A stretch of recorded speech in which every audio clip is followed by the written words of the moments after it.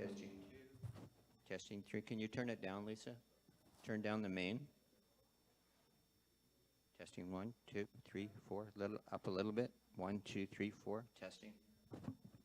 1, 2. No back loop. No feedback loop, please, today. Everybody pray that the technology works.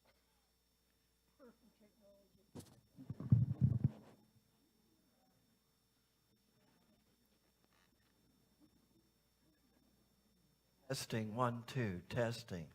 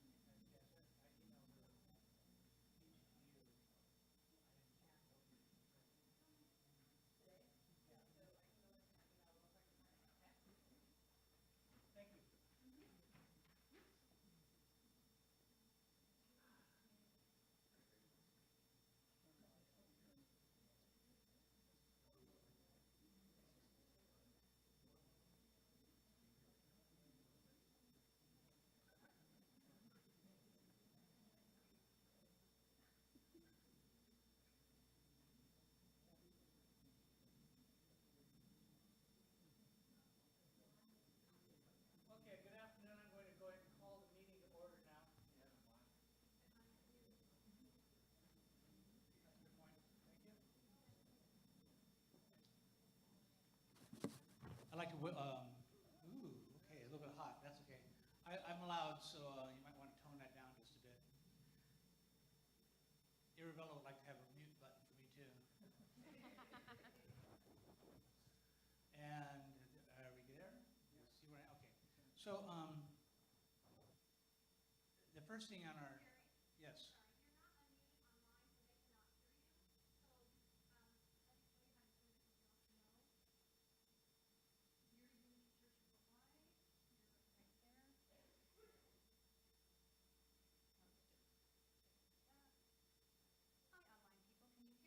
Okay.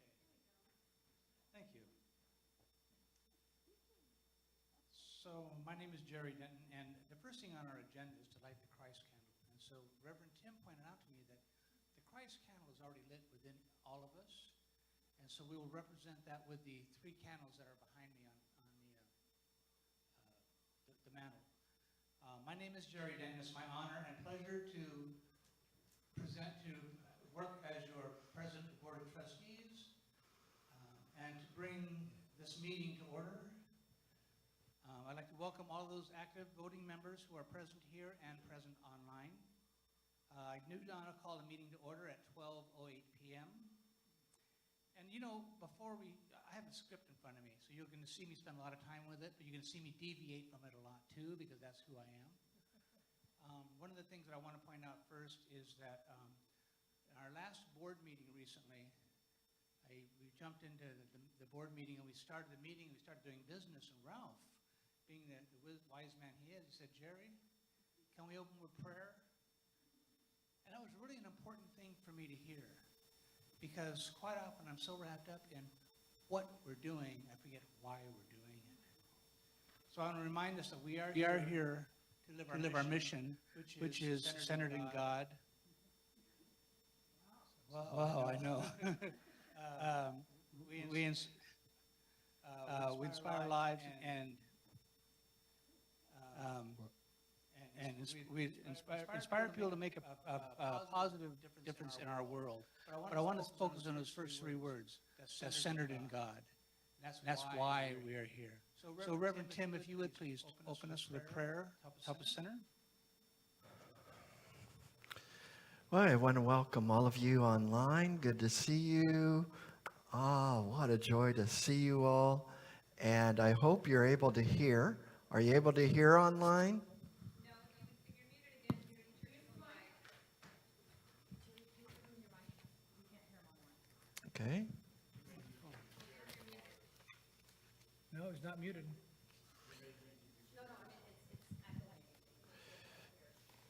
So, are you able to hear me? Hello? Nope.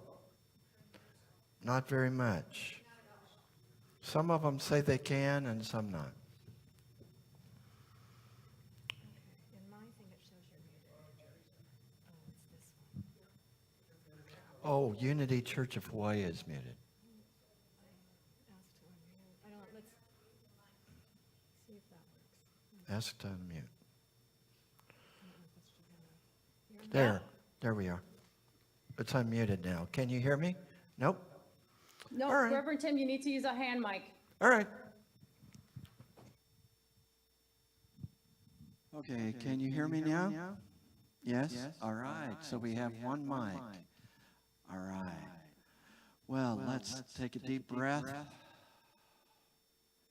Spirit, we know you are here. We know you are working in all that we do. We breathe into our heart space, being in coherence with all that you are doing here as a spiritual community. We bless this meeting, we bless our proceedings, and we give thanks, Spirit, for your presence. And so it is. Amen.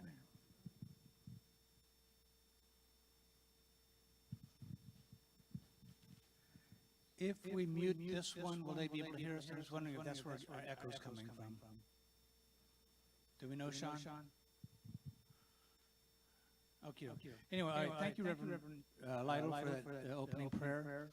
It is now also my pleasure to welcome our online facilitator, Reverend Johanna Kelly, and we're pleased to have her with us to assist in our handling of our online voting. Aloha, everyone. Welcome to everyone that is joining us, especially all of you online. Oh, hey, Mike. Okay, so before we begin today's annual meeting, I just want to go through a couple of things. And so Rosie's saying that she can't hear me. Can everybody else hear me? That's a no. So if I could have you turn me back on to where Reverend Tim was turned on to. That's what, there we go. Well, it's going to just be a little bit of an echo, so I will back off like that. Can you hear me? Okay, perfect. So today, before we begin, I want to just go through a list of instructions to make the online Zoom experience a bit more easy for each one of you. So in the event of voting, was it a vote by attrition, correct? Acclamation, there we go.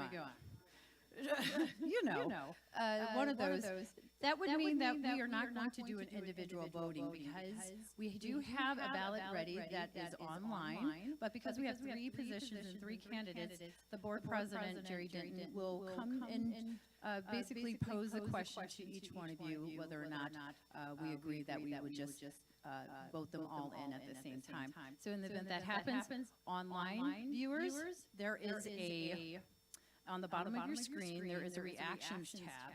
So I ask that if you can locate that reactions tab right now, and once seeing it, give a thumbs up. So if I can see your thumbs up, so we can do that. Everyone just give a thumbs up. Yep, okay. So those that will be voting online. Now, Kelly, I'm not entirely sure what you can do with your iPhone because it's a little bit different when we're working with a telephone when it comes to voting. And Bruce and Wendy, if you can just give a thumbs up through the reactions. I want to make sure everybody has a... Hi, Johanna. Yes. I know that you prefer that we don't use iPhones, but it doesn't work on my computer, so I have to use my iPhone. And may I just say now that I vote for all 3 of them because I don't have that tab on my iPhone. Yes, I have it. Thomas here. We can't vote yet. Okay, so actually, President Jerry Denton is going to explain the rest of that. But I just want you to get familiar with locating where your reactions are on your tablet. And I know, Sue, I'm gonna work with you when I get to the back office so we can locate that for you, okay? All right, anyone else, just PM Unity Church of Hawaii on the messages, and I will be able to individually assist you. I'll give you a call. For the rest of you, there's going to just be voting for the, I believe it's for the nominations committee. So you'll see things pop up. Just vote whatever way you want to. Submit. Everything is anonymous today. And so all we're doing is just taking the tally. Any other questions, just use the messages inside Zoom, and I will get to you as soon as possible. Message Unity Church of Hawaii. That's the computer that I am on, okay? All right, and those that have my phone number, just give me a call if things are urgent, and I'll be able to answer right away. All right, that's all I have. Blessings. Thank you, Reverend Johanna. I will be reviewing the bylaws requirements, and the acclamation that you spoke of, it's not quite as simple as that, but that'll come out and I can do the explanation. First of all, do we have a quorum?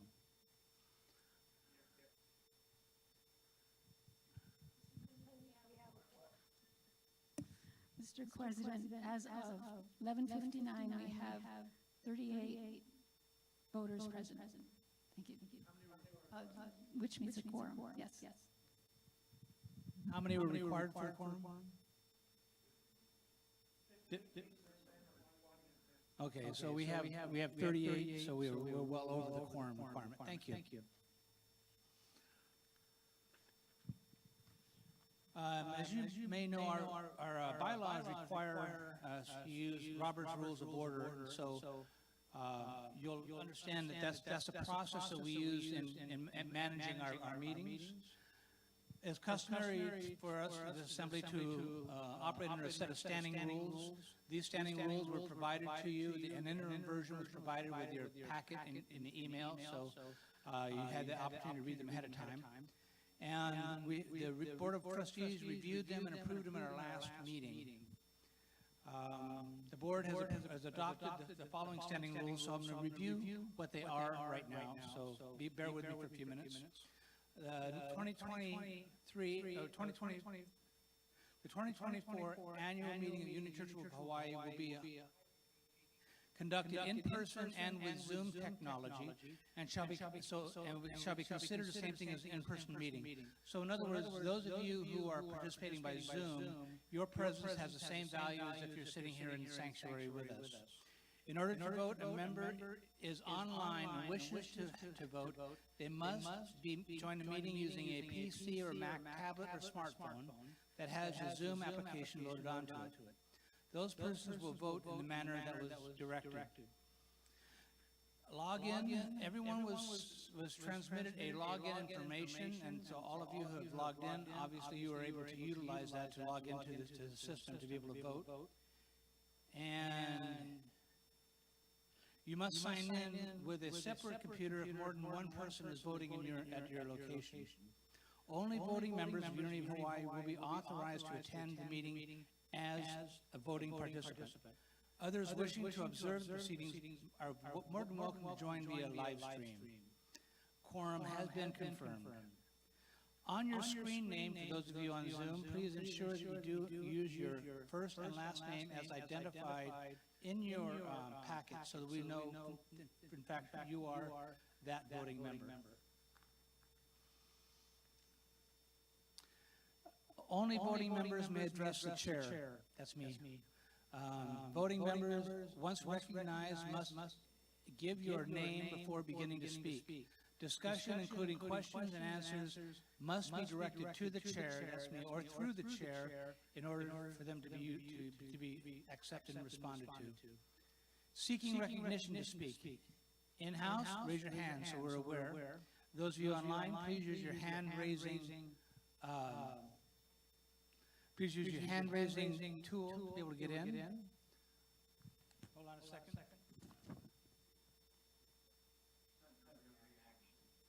It's under reactions. I was just admitting a known person here.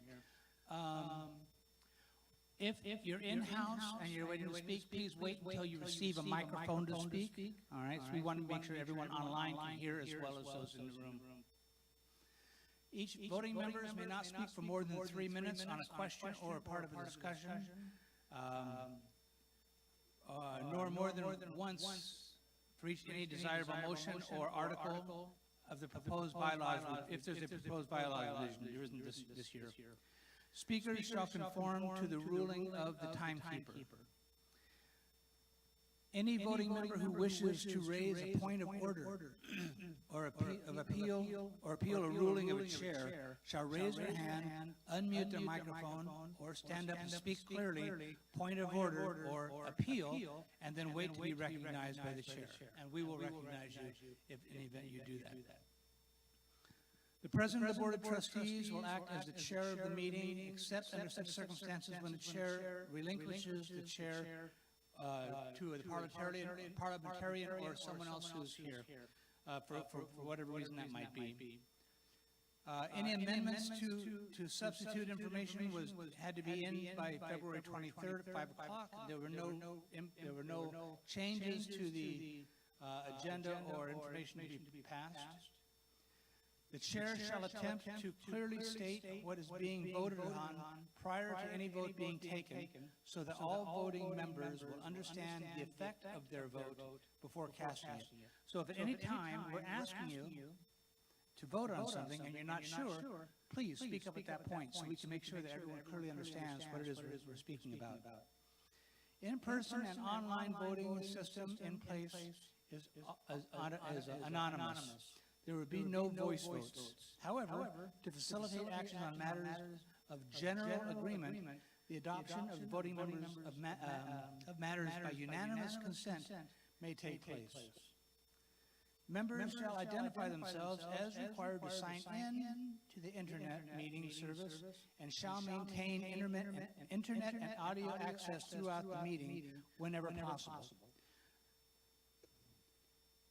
Each member is responsible for his or her audio and internet connection. No action shall be invalidated on the grounds of the loss or poor quality of a member's individual connection.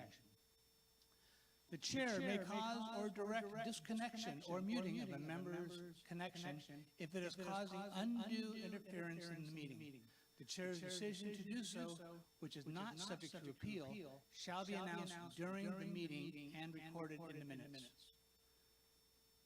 As indicated earlier, these rules were approved by the Board of Trustees for the management of this meeting, and they were sent to all voting members with a call to this meeting included in the membership packet.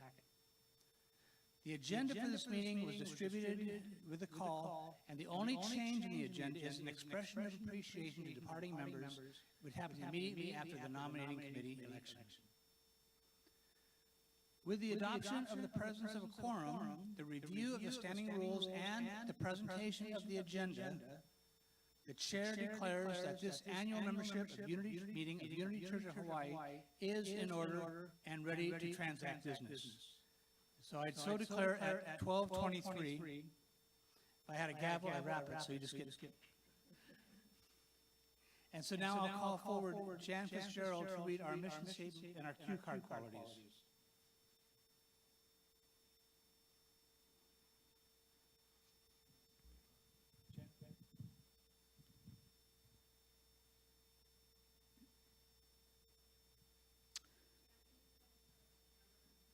Sorry. Our mission statement reads, "Centered in God, we transform lives and inspire people to make a positive difference in our world." With each meeting of the membership since beginning with integral ministry and genogram, we have reviewed the problematic shadows as well as the qualities of our church. We ask that we be reminded if we act in a manner in which we appear not enough, distrusting, grieving, blaming, powerless, or fearful.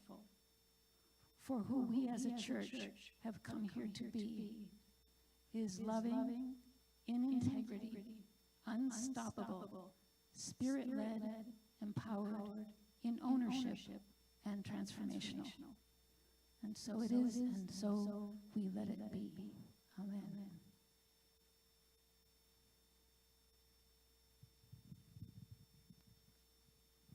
Thank you. The next item of business is the election of members of the Board of Trustees. There are three positions to be elected. According to our bylaws, in section 6.02, the qualifications for serving as a member of the Board of Trustees are: A, to be eligible for the election to the board, a person must be a member of this ministry for 1 year and shall be a person who, 1, endeavors in accord with the Jesus Christ principles of love and truth as taught by UWM, desires and has the time to serve on the board, demonstrates dedication to the ministry and mission through active interest, regular attendance, financial support, and voluntary service. 2, is a sincere and continuing student of Unity, has taken classes in basic Unity principles, and is conversant in its teachings. And 3, has good character and interpersonal leadership capabilities. Further, 6.12A2C states, the nominating committee has the responsibility and authority to ensure that all nominees are eligible and qualified for board service in accordance with these bylaws. In looking at the candidates' qualifications, including their background, professional and interpersonal skills, and character, the nominating committee may review their participation in ministry activities and past conduct that may indicate whether they will perform their duties well and fairly. The committee may consider the following qualities: integrity and moral courage, experience and competence, intelligence and wisdom, compassion and fairness, diligence and decisiveness, emotional and spiritual maturity, interpersonal skills, and other such qualities that the committee deems important for this service on a board of trustees. Section 1.2 states the following about the election of trustees. The election procedure. Votes shall be cast by ballot, including absentee and electronic ballots. Based upon highest to lowest ballot results, candidates shall subsequently take turns selecting among the term lengths available, whether partial or full.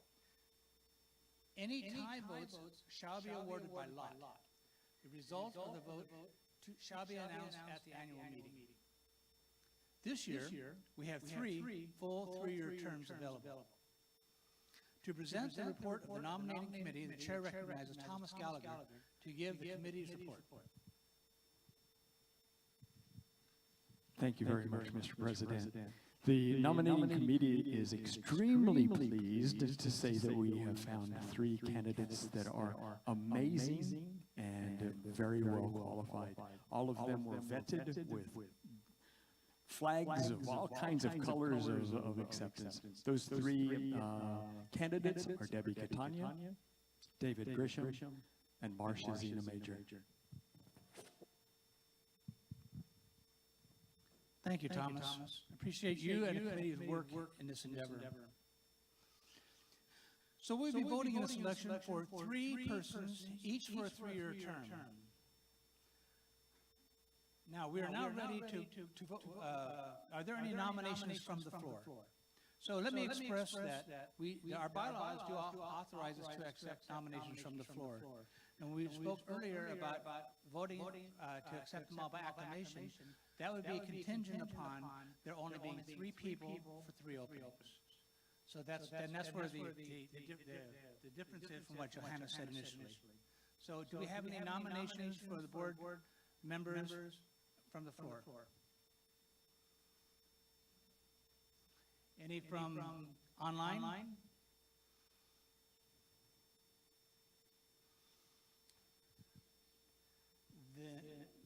Thomas? I make a motion that we accept these three by acclamation. So we have a second, Sally Hartman. So the motion on the floor is that we accept the three nominees by acclamation, and it's seconded. Do we have any discussion regarding this? Yes.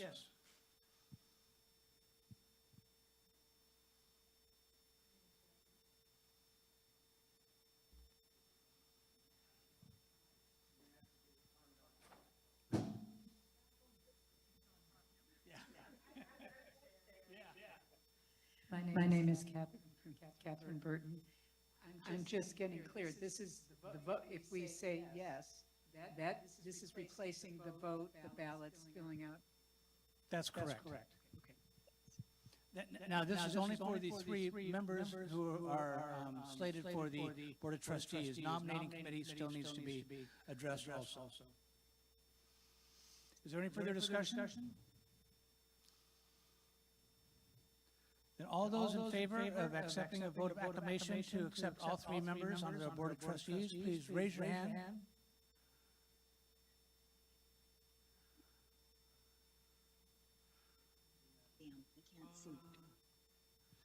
Do we have any abstains? Or any noes? Okay, it was unanimous. Thank you for your diligence and your participation.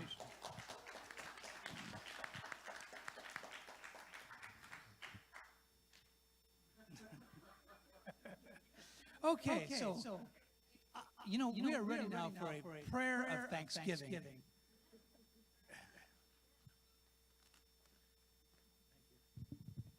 And I am only too happy to invite us into this space of hallelujah. because this demonstrates for me the culmination of what Reverend Tim spoke of this morning, that we have grit in this community. We have made a journey that has brought us to the expression, the expansion, and the culmination of living in the Christ power of our strength. Thank you, God. Thank you, God, for the wisdom, the dedication, and the clarity that moves in each of us and expresses that divine presence through all our actions as dedicated and committed members of this community, of this Ohana. Thank you, God. And so it is. Thank you, Reverend Margie.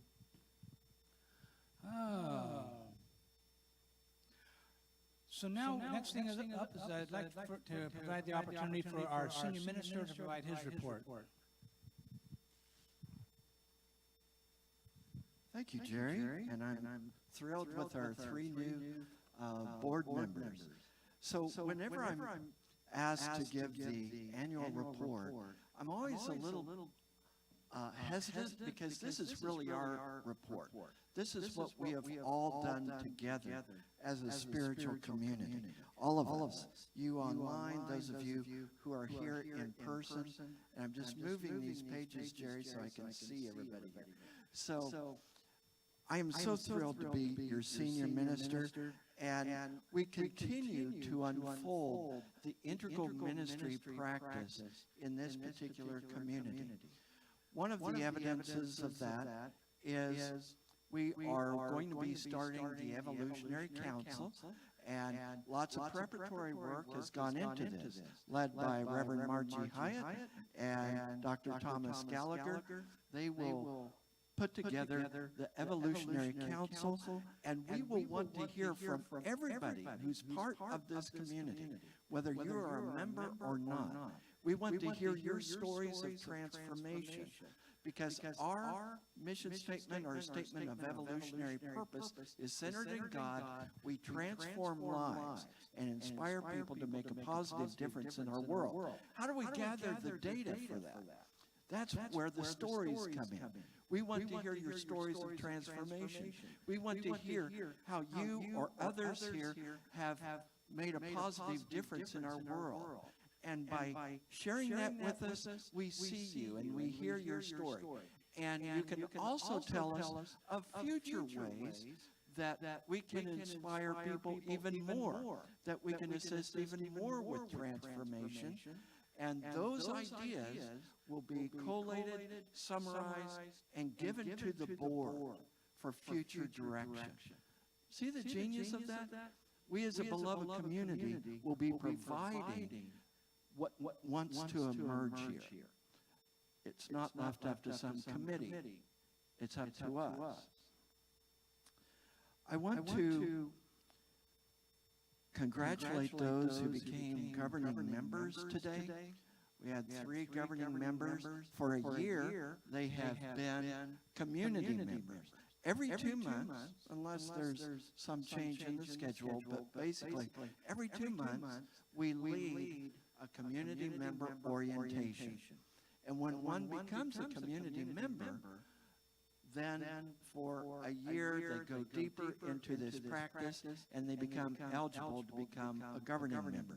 So there's quite a few community members who will be going in as governing members as their time comes.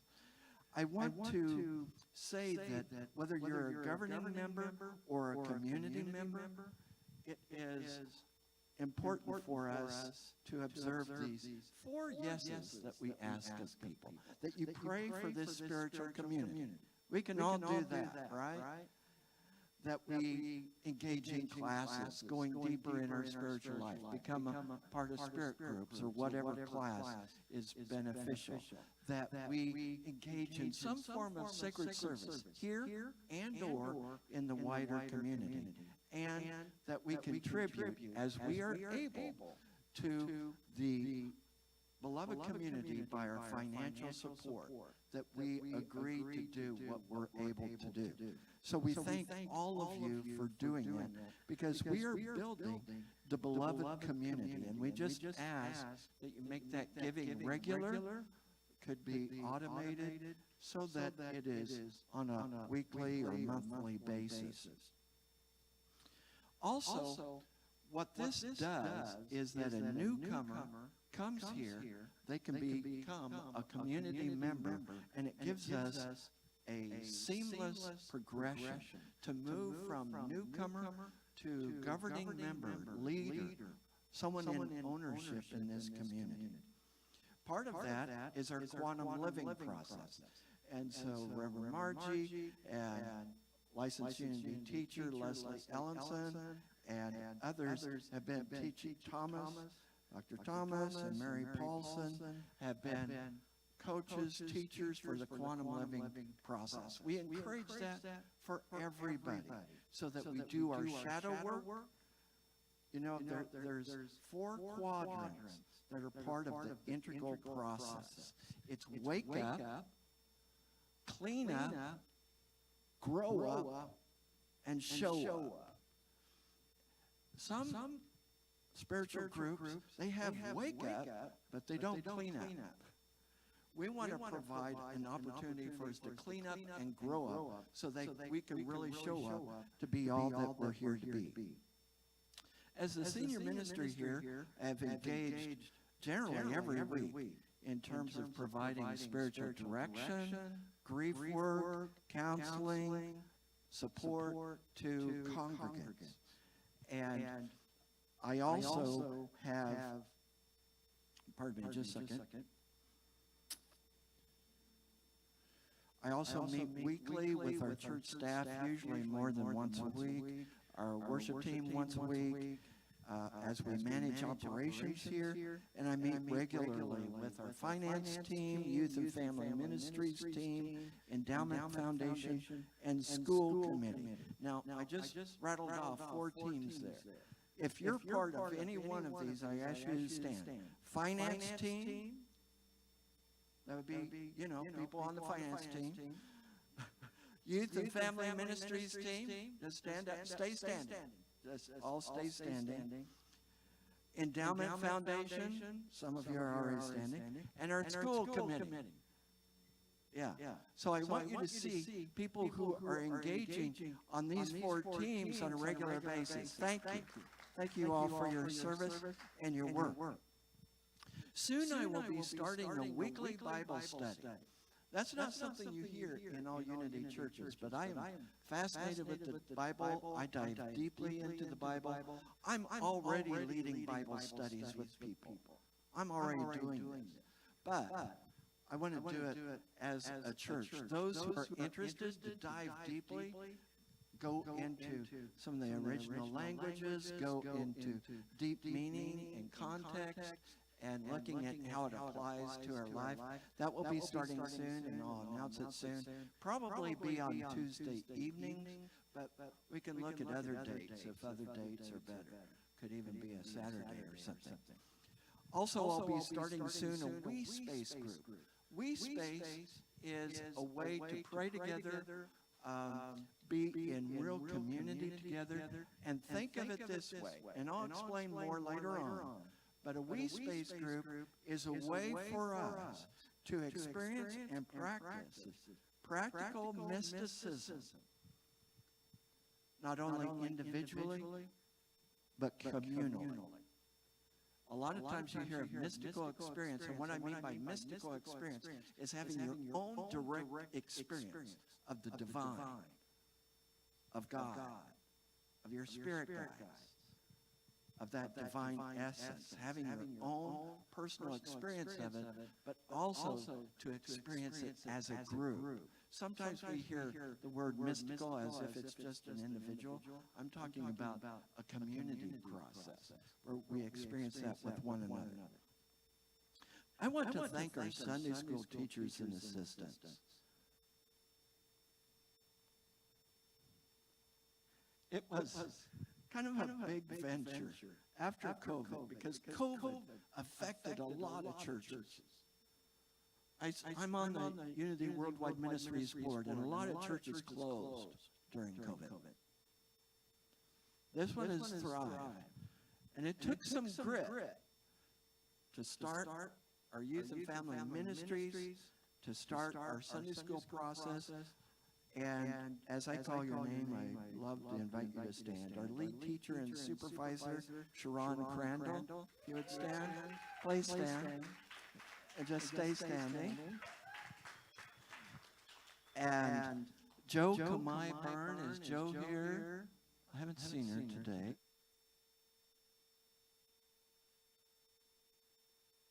And Joanne Lewis.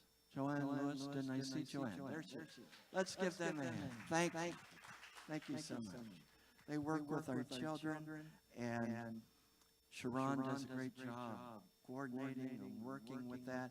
If you want to be an assistant with that, you don't even have to be a teacher. If you want to be an assistant, please let Sharon know, let me know, because we want this to prosper. New people continue to come to this church, and many of them come back. Many of them engage. In fact, the number of people that we have that come back and engage is higher than most churches. I'm real grateful for the hospitality that our ushers or greeters offer. If you're an usher or greeter, would you please stand? Thank you. And I receive the names of those people. I write to every single one of them. I try to connect with them. If they connect on Text and Church, I connect with them there. And so we try to do a lot of things to really build a place of hospitality and celebrating who people are, not just tolerate. You know, sometimes I've been to places and they talk about how tolerant they are. I don't want to be tolerated. I like it when we're celebrated, you know, when we see who we are as a gift, not something to just get along with. Okay. Is the microphone going? Or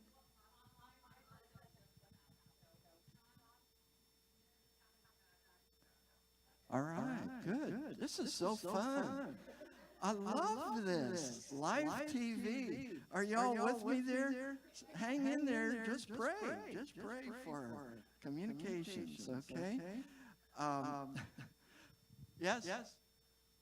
It's Larry.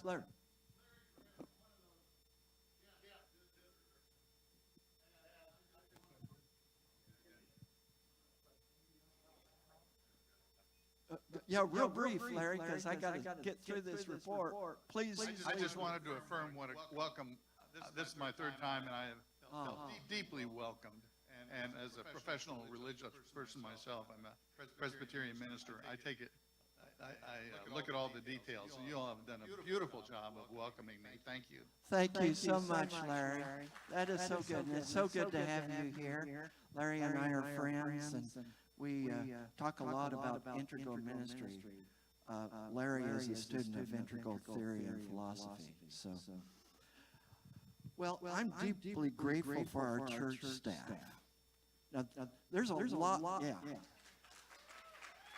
There's a lot that goes on behind the scenes here, some of which maybe you shouldn't see. But there's a lot of work that we do behind the scenes. She's just shaking her head. Okay. First of all, I want to call out Sean Sweet. Don't know where you might be, Sean. But thank you, Sean. As you know, Sean continues to up-level our online experience, and some of the ways that has happened is with this new sound booth, where we receive donations and grants to build this new sound booth, and then more donations and grants to be able to get these beautiful monitors to enhance our worship experience, and also to be able to clearly see what's going on in the service and the lyrics of of the songs. And I want to thank our camera crew, wonderful sound technician, Daniel Gilad. Yeah, now we have a new one. His name is Bear. You've probably seen him, right, with the beard? He looks like a bear. And I just want to give, thank you, Sean, for all you do. I was just singing your praises. Thank you. And I want to give thanks for our diligent and conscientious bookkeeper, Lisa Ensley. Lisa, are you here? Oh, there you are. Lisa's on the camera. She serves many functions here, sometimes landscaping. And Lisa, you do such a phenomenal job with our books. You're so conscientious, so thoughtful. You're right on things. You are amazing. Let's give her another hand. Thank you. And I give thanks for our wonderful music director, Alethea Train, right? I mean, she does so many things to manage Zamar, and thank you, Zamar, for all you do. And I want to thank our musicians. And Zamar, is that my phone? I don't know. I'm hearing something. Okay, so I want to thank those of you in Zamar, our musicians, singers, who every Sunday bless us so much. Thank you. And I want to give thanks to Kathy Kaiser, our operations steward, who organizes so much in our office, operations, services, scheduling, and events. Kathy, where are you at? Oh, she's back in the sound booth. Thank you, Kathy. And Reverend Johanna Kelly, our associate ministry administrator, who covers so many areas. We recently had performance review and went through all of your job description. It's a lot of stuff, and you cover so much of that so well. Thank you for all you do. All right. Our school committee continues to work together, and in a little bit you'll be hearing from Jan and from Sergio, our wonderful school director. Thank you for being here. And it is going so well, and we're making some great decisions and movement forward. Our board of trustees works so well together. I'm going to step out on a limb. Here I go. Okay. And we as ministers have been taught never do this, what I'm about to do. This is the best board I've ever worked with. Okay, now others of you, you were really, really good too, okay? But anyway, so if you would stand as I call your name, our chair, Jerry Denton, Vice Chair, Ralph Whitaker III, Secretary, Dr. Jan Fitzgerald, Assistant Secretary, Juliet Carlson, Treasurer, Cindy Hensley, Treasurer Assistant, Hinano Ray, Mary Paulson, who's online, let's see, David Grisham, if you would stand, and Francia Hammond. Is Francia here? So let's give a big round of applause to our Board of Trustees. Thank you. Thank you. I am so grateful for our ongoing history as a spiritual community to help raise up new ministers. We have a tradition here of training and raising, growing new ministers. And so recently, you know, we had congratulations as Reverend Margie Hyatt, whose ordination will occur next Sunday in the Sunday service. Go ahead and stand and remain standing. Reverend Catherine Burton, I saw her somewhere, okay? And ministerial applicant in the ministerial process, Leslie Ellenson, if you'd stand, please. Good, thank you. Thank you for all the classes, events, growth that you sponsor and others. Now, I'm going to share something with you. I'm trying to do this as fast as I can. Do you hear me talking faster than my usual Southern drawl? Anyway, I'm in my 8th year of working on the Unity Worldwide Ministries Board of Trustees. It's been wonderful. It's also been draining. It's a lot of work. It's way more work than you could ever imagine or think. It's a lot of work because we are the governing board for the ministries around our world, almost 700 ministries. Okay? So it's a lot, but I'm very thankful to be part of that, to be the chair of our International Advisory Council, as well. I've been the board liaison to our Interfaith Intercultural team, and both of these are board teams. So a lot's been accomplished while I've been on the board because it's part of my life, part of my ministry, and you're part of this, whether you know it or not. One of the things that I've brought up consistently over the years is international work.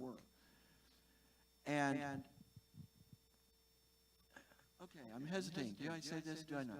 Okay, so previous president, in his speech to the whole convention, said that the reason that we have an international department today in Unity Worldwide Ministries is because of my advocacy. We now have, I think that's something for all of us to be proud of. We did not have an international department. And I really advocated for that. So now we are working with schools, ministries around the world, and focusing also on our Spanish-speaking ministries here in our country as well as around the world, with Spanish materials, Spanish website, and also my second goal was to have international representation on our Unity Worldwide Ministries board, and now we have a board member from Nigeria, a board member from Puerto Rico, and of course the Pacific Rim region. So a lot of things have advanced and continue to support and pray for our Unity Worldwide Ministries as a movement.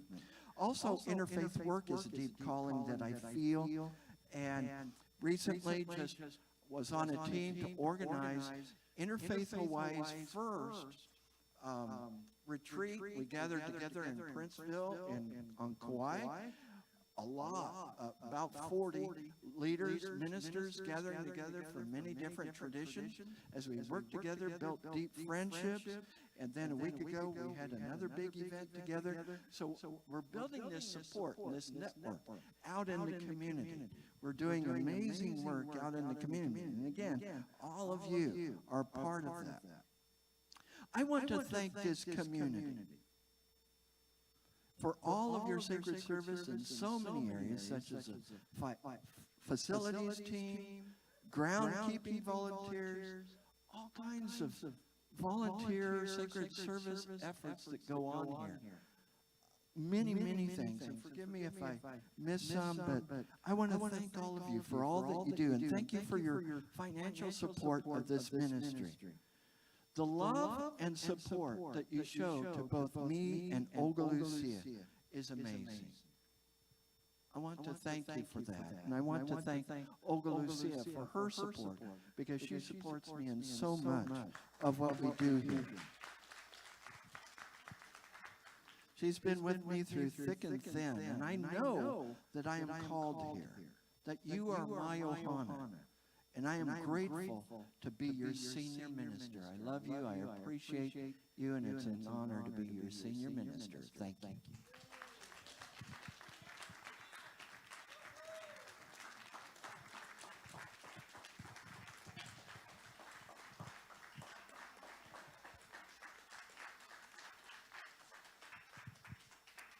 Thank you, Reverend Tim. Okay, let's have a God moment. Margie? Oh, no, Johanna? Would you lead us in a quick prayer, please? I'd like us to recenter. Thank you for that, Tim. Thank you, everyone. And so let us now continue on to another centering moment. And let's just close the outer eyes as we just breathe in deep to this expression as Unity Church of Hawaii. And we just know that the Spirit of God is within this place, within each one of us, as we continue on saying yes to the mission, this ministry, to everyone that is here in person, online, those that could not make it, and those that are maybe on their way. God, we know that you continue to inspire, to aspire us to show up in excellence, because that is who and what you are in, through, and as each one of us. And as we look forward to this coming year, we know that the best is on its way for Unity Church of Hawaii, for this leadership team, and for the community as a whole, as we are centered to God, transforming lives and inspiring people to make a positive difference in this world. We give great thanks that we are each entrusted with this mission, with this vision. As we continue on today, we say yes to community, collaboration, and connection. Thank you, God. Thank you, God. And so it is. It can be no other way. Amen. Thank you. You know, as I said it when I first picked up the mic this morning, is that I need to remember why I'm here. And so before I start talking about the business, I want to remember why I'm here. Reverend Tim, before I get started on my report, I want to also thank you for the kind words you said about our board. But the grit didn't come overnight. The grit didn't come from this group of people who are here, although we're the product of it. But Reverend Thomas, you did a great job in leading us through some tough times. I served with Howard years ago. We went through some tough times too. So the grit that the board has now it's an evolution, and I look forward to our continued growth. Okay, now to my prepared comments. 2023 saw our continued return from the pandemic, as indicated by larger audiences in the chapel, and a return to fellowship and food being served in the courtyard. It's fun to go down there now and hear the activity and just, listen to the conversations going on, being part of that. So generous donations have been at work with our AV team. In fact, actually I have this saved for another prop. I'm going to tell you about it now. Let me see if I can find that piece of paper I have. Okay, well, I'll just tell you about it, what I know. Now, you may notice that in our services, Kathy Kaiser was always over here, sitting here, tacking away at something, doing something you're not sure what it was she was doing. She was the one who was making sure that all of the verses to the songs were up, the right pictures were up, that the correct, sorry about that. Hi there, I did forget about you, I admit. But Kathy is the one who made sure that you had the information in front of you that you needed to have so you could keep track of what was going on. No small feat. And you know what? Those of us who provide her information aren't always on time. So I want to express appreciation to her for the work that she's done. But now to the AV part of it. Notice she's not up front anymore. Where'd she go? Kathy's in back now. If you notice, we have a new caged-in control system back there. You know that we had two cameras, right? No, we've got 4 cameras back there now. Okay? And we've got a new video switching system that's going to enable us to do new things with our cameras. Look at the funny green lights we have around here. What do? They turn purple or pink or whatever color we want. And they're able to light up this whole facility wonderfully at night. So we have new lighting, we have new sound, we have the ability for... Did you notice the rubber things that we used to hold up back there? I really like to smack people in the head with them whenever you walk in. Right now, we have now had people who have provided, through their generosity, the ability for us to have a more modern lighting way to know which camera is on, so that our speakers can address not only you here, but all of those who reach us from outside. So, oh, and also we have the electricity got upgraded in the green room back here. All of this through generous donations from our donors and the hard work, as Reverend Tim expressed, Sean Sweet, our AV team leader. So Sean, thank you. Okay. Our financial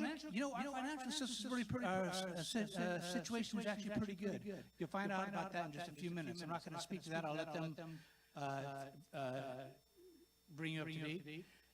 You'll also hear from our endowment foundation. I'm not going to tell you much about that either. I want them to blow their own horn because they're doing a great job of supporting the church and ensuring that this church will be here after we are no longer. And that's really an important aspect of who we are as a ministry. I will just say that right now the endowment assets with a T is approximately $2.18 million.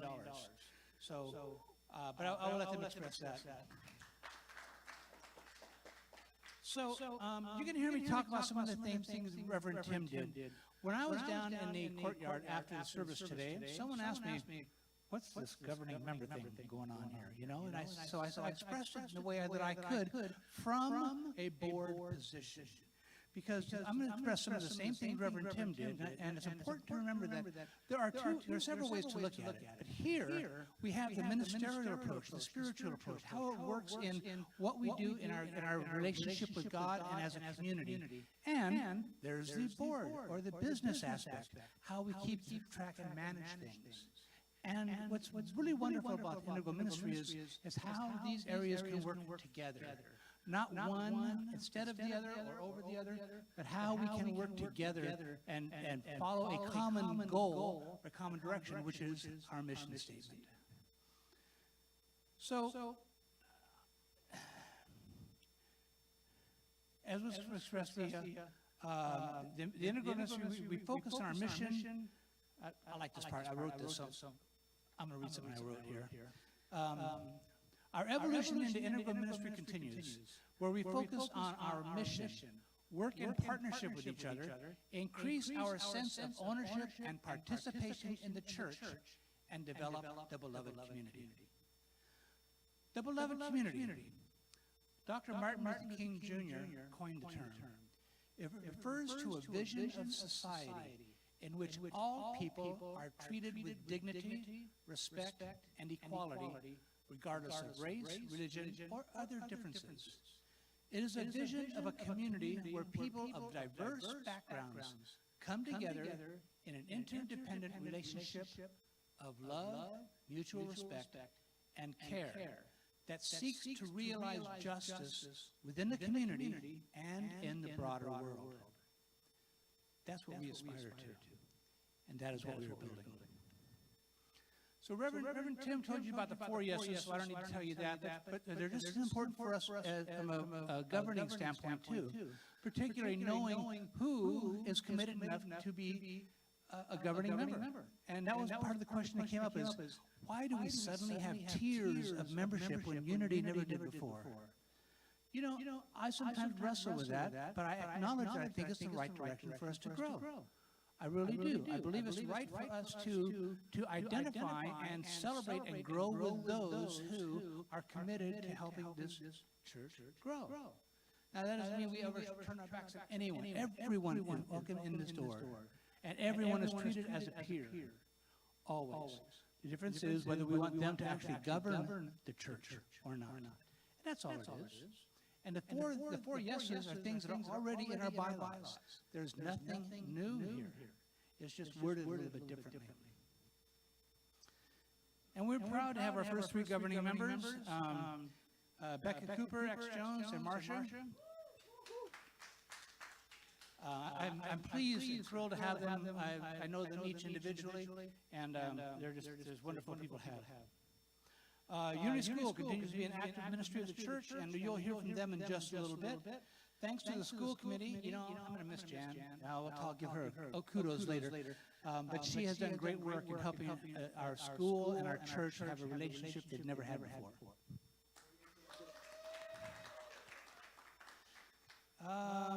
In reference to that, I'm going to take away a little bit of thunder probably. The school has just completed over $750,000 of renovations on the education building, and now they're moving everybody out of the buildings down here into that facility, so they will be centralized, they'll have a more secure environment, it'll be easier for them to manage, and we will have a new area down here that we can begin to incorporate into our ministries, and we're not sure exactly where that's going yet. We're watching how it evolves, but that's something that's in process for us.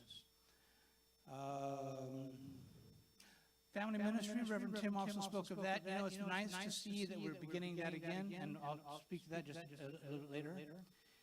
And also, we're embarking on a very important process that will help us take in information to help us realize who we are and who we want to become, and then perhaps give us some steps to get there. It's the Evolutionary Council, and they'll have an opportunity to speak with you a little bit too. So last year, my predecessor, Dr. Thomas Gallagher, started a new process, which was for us to look at how we did last year. And the question is, what did we find that we really feel we did well? What did we accomplish? And what are those areas that perhaps we would like to have done better that we may have some regrets? So I sent an email out to the board and the staff, and I said, give me your input. And I've got that up here, and I'll talk about that in just a second. So this is part of the integral ministry process, is this exercise. And I took a little bit of creative license from Thomas's methodology last year. But what I am, okay, I'll read it from here. So these are our celebrations and our regrets. Now, I call them celebrations rather than accomplishments because they're not accomplished. They are things that are still in process, but we can celebrate the progress with them. And I believe that's true for all of us in everything we do, is we're not done yet, or we wouldn't be here. So our celebrations, first of all, we had an excellent leadership retreat where we found that we can share disparate opinions and views and laugh with each other, pray with each other. This year, we're going to learn to sing together at the next retreat. But hey, I know I shouldn't have mentioned that ahead of time. You guys might get scared off. But the intent is for us to get together as a leadership team and recognize that we love each other. Because sometimes we don't have the time to spend to just play. We established a procedure for the senior minister evaluation, one that is not critical, but rather informative. And we believe that's really important so that we can work together and not have to, and not be human and get defensive, but rather be able to hear what each other have to say. Another celebration, we established a space usage committee. Here again, that's also headed up by Thomas Gallagher. What are we calling it? Space Force? Hey, I want to be part. Okay, and then we believe that through powerful support of prayer for Reverend Tim, that it was a celebration that he came through his operation with renewed health and greater mobility. We also are beginning to move forward with our youth and family ministry program, and that's important to us. Now, regrets. Now, these are just things that we might have been able to do a little better. First one is mine, okay? That we have not continued our nonviolent, compassionate communication courses. I believe this is really important. And I made someone a promise that we would do so, and I put that on there, all right? I feel personally responsible for us to follow that again, because that was a huge part of what I believe helped us learn to talk to each other. The garden room is still not quite done. You know, we're getting closer, but we haven't quite got it done. Now here, I make no bones about the things that got entered here. Someone wrote it down on a paper, put it up. Termites, they're probably the only thing holding the building together in some places. But, you know, it's one of those things that we have to look at as from a board perspective. We have to look at budgeting for it and doing it right. And all of these buildings have to be done. Here again, our facilities committee's got quite a job ahead of them. Inconsistent community updates. You know, I'll take personal responsibility for this. I think our community updates are the responsibility of the president when it comes down to board information. We didn't have stuff online. We still don't have our most recent minutes up on the board. There are things that we have not done as a board that we could do better. Slow start in our community and governing members. Just a slow start. We have our first ones now. Now in place, and we have the process down. We know we're learning how we're learning how to do what we need to do to make this accomplished. All right, so it's an evolutionary process. Next page, please. Okay, we resume serving food and fellowship in the courtyard. Yay, team! And we can keep the food healthy, all right, with new fridges and freezers. We have audio-visual enhancements in the chapel, and I've got to highlight it because this is where I was going to run around and show you all the new stuff, all the new toys. The school remodel is completed, and they've moved in. And we've got newcomers every week and some returnees coming back too. Regrets? This was one I thought was really important for me to hear. Board service is not seen as attractive or desirable. And it was pointed out that we don't have people chomping at the bit to be on the board. So, Jan, has it been good for you? See, I mean, we don't, somehow it seems, it's a perception that it's a burden. And it isn't, it's a joy. It really is a joy. It's one place that you can feel that you make a difference. Sometimes the wheels don't spin as quickly as you'd like, but you're part of pushing the wheels in that right direction. Membership renewals have dropped. That was evident by the number of people we were able to get together for our membership. The facility and buildings need TLC. We're still coming out of 2.5 years of lack of use, so it's a process to get that back together. And we have some people who are concerned about our continuing use of Gary Simmons for consulting. Moving on to the next one. Celebrations. Oops. Did you go too? Yeah, okay. Celebrations. The relationship with the school is strong, and we're looking now. Yes. Did you have a question? Oh, okay. And we're looking at an enhanced relationship between the school and the church, one that provides a higher level of autonomy and safety from financial and legal issues, while maintaining the strength of relationship between the two organizations. So we're in the discussion stage to figure out what that looks like. We don't know yet, but we're in that discussion stage. We don't want it to be a surprise sometime when we say, hey, look, we have some new ideas about the relationship. That's something that we're in the process of looking at currently. The board is cohesive with new members. Someone thought that it was interesting that when we bring new members in, they fit, and we all work well together. Somehow it just seems natural with this group of people. We all get along, we all laugh together, and we all appreciate what each other have to offer. And we have increased opportunities for fellowship after church. People are talking again, they're playing, there's conversation going on, there's plans being made for what's happening after church. And finally, the Endowment Foundation is providing dividends. We'll let them speak to that in a minute too. So I'm going to ask now, is there any thoughts here or online on things that you'd like to see on this list? Either in the celebrations or regrets?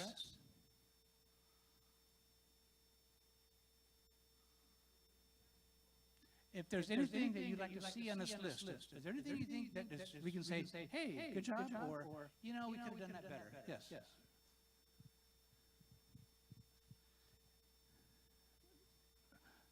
Tony Barron speaking. Morning, everybody. Tony Barron. I have two thoughts that I believe in strongly because it would be part of the threads of our weave as an Ohana. One, I would like to see all the members that participate here in such an important way that in place of, for example, the poem that's read up there on Sundays, if we could have one of the board members or the other support staff have that person be up there, so me as a congregant can see, oh, that guy's name is Jerry, and oh, he's part of the board. Oh, I've seen him all this time and I didn't know what part he played. So I think that would be the part of the weave of us as the congregation understanding who all these important people are. The other thing for me is the music is wonderful. Everybody loves it. However, I would like to see one song dropped so we can honor the time element of our service. Many of us have limited time on the weekends, and it's nice if we can plan. Thank you. Thank you, Tony. Those are both ministerial considerations. So I'm sure Reverend Tim and his staff heard those things as far as the services themselves. The board, and I'll express that the board's role is for planning, oversight, the day-to-day operations and the spirituals are all part of the ministerial staff aspect, which they did have a chance to hear. Thank you. So this isn't a celebrations category, and it's really a celebration of Johanna. We have really nice slides that come on before the service every Sunday. And they're colorful, they're informative, and we wouldn't have had them at all without her support. Thank you, Johanna.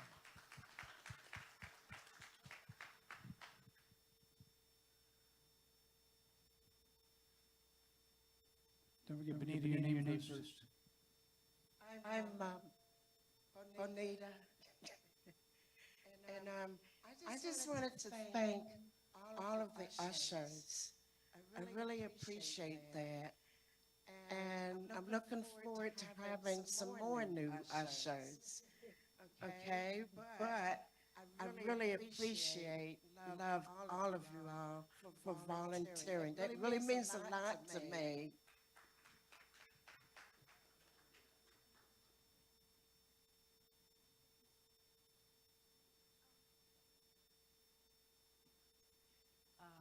Patricia Billick, good to see all of you. And I have a celebration because I spend about 6 months out of the state.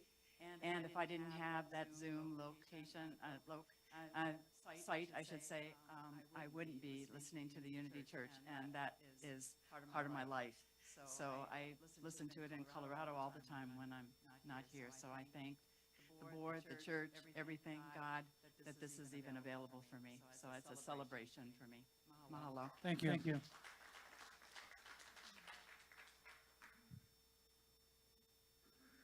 Okay, I think that seems, yes, Howard? Good afternoon, Howard Wigg, former board president. Part of my job is tracking climate change, and we have been blessed in Hawaii with the most beautiful weather in the whole wide world for at least the last 2 years, while the rest of the planet is either flooding or burning. And our day will come when we're going to be really hot and really uncomfortable. And so part of my job also is facilities management, and we have dysfunctional fans here.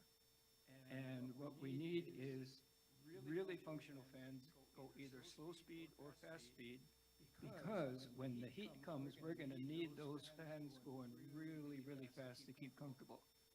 And when that initiative gets started, I personally will put $1,000 seed money just to get it started. All right, thank you, Howard.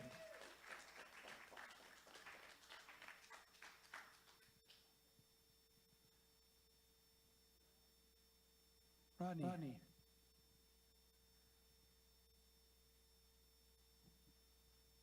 You have a lot of committees that are doing things. What I think would be helpful if whoever is leading each committee put up something in the website under their name on what they're working on now, the problems they're having, and what they would like to see happen in the future. Because what could happen there is someone that has the influence to do what they want done, but nobody knows about it yet. So the more projects that are known about, and more projects that are being worked on, but because politically or whatever the reason, they're not being able to be done, make it public. Because I think the congregation has got a very massive ability to do things, but they don't know it needs to be done yet. Thank you, Rodney. I think it's an excellent idea. We do have resources throughout our membership and our congregation and I believe too that it goes back to us not speaking our community needs or our progress as well. I think that's a very valid thing. I don't anticipate being board president again next year, but I would aspire for our new board to take that into consideration and move forward with it. I think it's a great idea. Anything else? Nothing online? Okay. I don't see any hands raised here.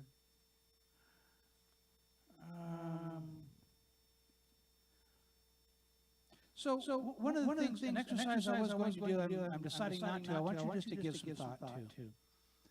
We've heard some ideas this morning about what we can do, and we've heard some ideas about what we think the board can do, and we think the administration of the church can do. I would ask you to consider what it is that you as an individual can do. What can you do as an individual to help us become the beloved community? And how can we, as an organization, how can we as a ministry and a set of ministries, how can we make a difference in the world? One of the things that I've learned in one of the other organizations I work with is that a single person can have an idea that can catch fire, and that it can grow and become a movement to help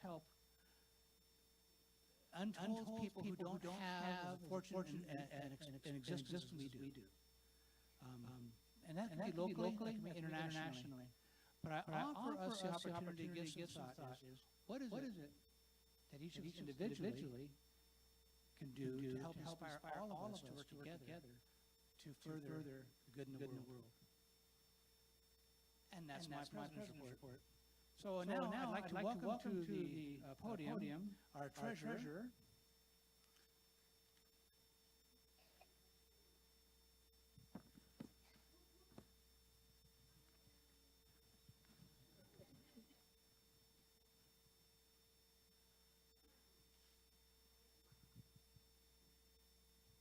Hey, everybody online. Can you hear me okay?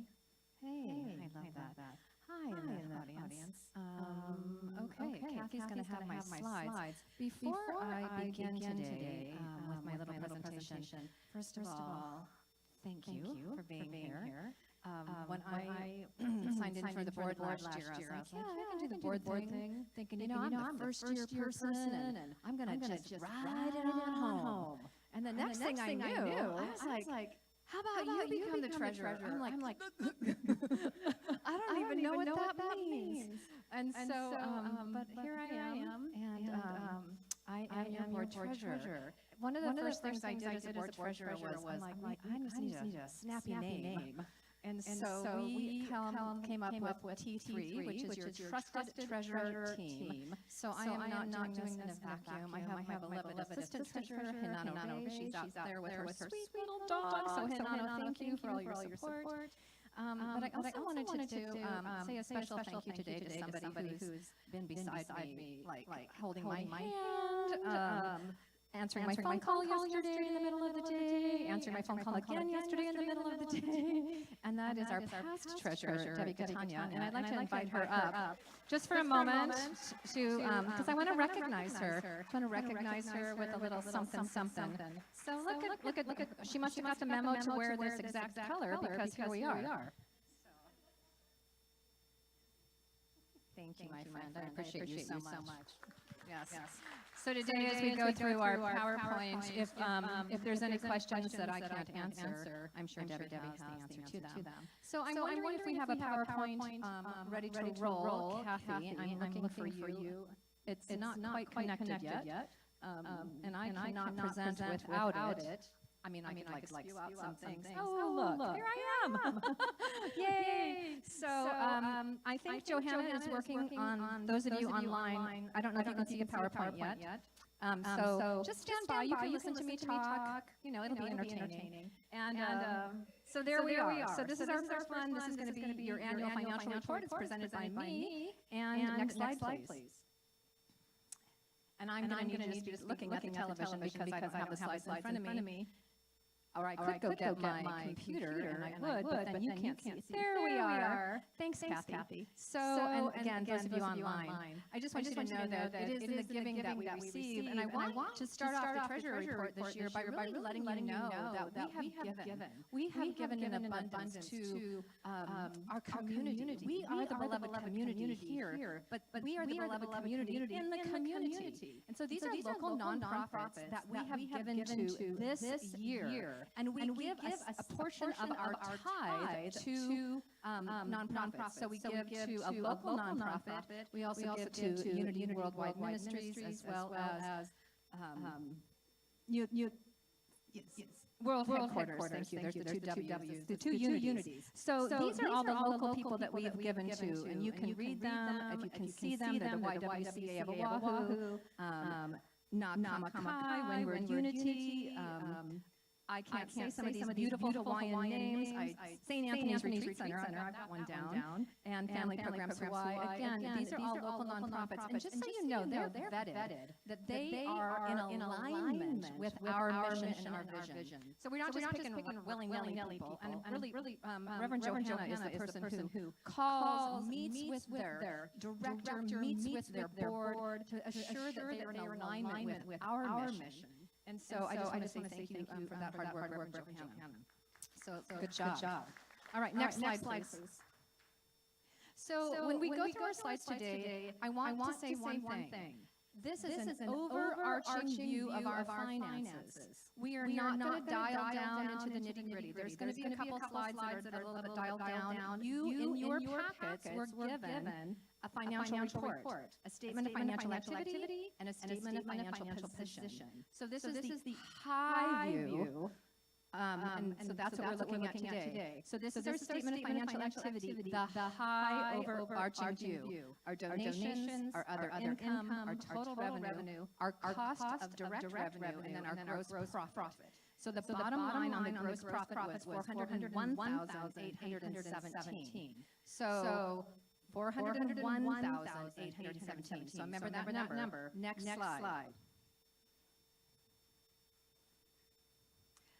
So our total expenditures, $447,254. So if you've heard me talk before, you've heard me talk about the brackets. We're kind of hanging out in the brackets. We want to get out of the brackets. So this year, we were in the brackets, 45,437 roughly. I rounded up. We're not doing change here in this meeting. So we were in the brackets. However, next slide. Well, that's 3 slides from now. So hold on. We are not in the brackets anymore, but stand by. I did want to just kind of break it down a little bit and show you some of the overarching receipts that we have, the donations that we give, and whoops. Next slide. Yeah, so these are some of the donations. There's church services, credit cards, mail-in donations. See the credit card donation number? We love to see that number go up a little bit more. That's our auto tithing, folks. We love the auto tithing. We're going to talk more about that later. Next slide. And I'm not sure. There we go. These are some of our other income, the preschool allocation, Sergio and team, we get $10,000 a month from Sergio and team. Thank you, preschool, we love you. You are so wonderful. You are the backbone, some of the backbone of some of our donations here. Our income, excuse me. The wellness center, the counseling center, we have ongoing groups. The Courtyard Cafe came back this year, rocking on the courtyard. So grateful for Susan and Dillard. We've had some special events, a few ceremonies. Some other income, and then our total for our receipts is right there. Again, this is not everything inclusive, this is the high view. We're going to continue forward, and if you, at any point, we're actually going to save questions until the end, but if you have a question, just write it down in your mind or on a piece of paper, and we'll come back to you. All right, next slide. Okay. These are our disbursements. This is just, again, the high view of the things we put out. So we have the online giving merchant fees, the tithes, that's the 10% we give that back out to those three organizations we talked about. I just lost power. Stand by. I got power online on the Zoomiverse, and I lost power in the sanctuary. So online people, just so you know, there's a little something for you to look at. People in the sanctuary, they've got nothing going on here, except me. How's that? You guys are doing awesome. Thank you. We're just waiting for those slides to get reestablished. So, how's everybody doing? It's a great day in the neighborhood. They have nothing to look at here. Online people, they're like, come on, Cindy, like you're seeing it, but we're not seeing it here. And it's being worked on back there. Let's just say a prayer to Kathy. She's like this goddess of slides, and she's making it all happen. And it's good and wonderful. Still working. Can I tell you? Oh, sure, I can just talk about some things. So disbursements, we had some administrative, I can do that if I can see the slide. It's being covered up by actual people, little squares of people here. Oh my gosh, I gotta turn the squares down. Hey, you guys, I gotta move you. Okay, there we go. So ministry departments, facilities, personnel's our big one. Hey, there we are. Okay, we're back. So the total expenditures again was 447. So you can do that. Next slide is good. We can just skip to the chase. So there we are. In a nutshell, our revenue was this. 401, our disbursements were 447. We're in the brackets, 45, 454. However, next slide. We had a little help from you, our beloved community. Johanna, next slide. Also for you. So we did a thing that we hadn't done in a while, and we, instead of having a fundraiser, we said, hey, we're in the brackets. We need some help. We need to add to our account, which we call the reserve account, but it's in layman's terms, it's like a savings account, right? We're just coming out of the pandemic. Like this is really the beginning. And so we were just still building up our beloved community. We're still building up our auto tithers. We're still building up people being comfortable coming back. We're still building this beloved community. And so we needed a little help, and you guys stepped forward. I just want to say, you stepped forward, and checks were rolling in. So thank you.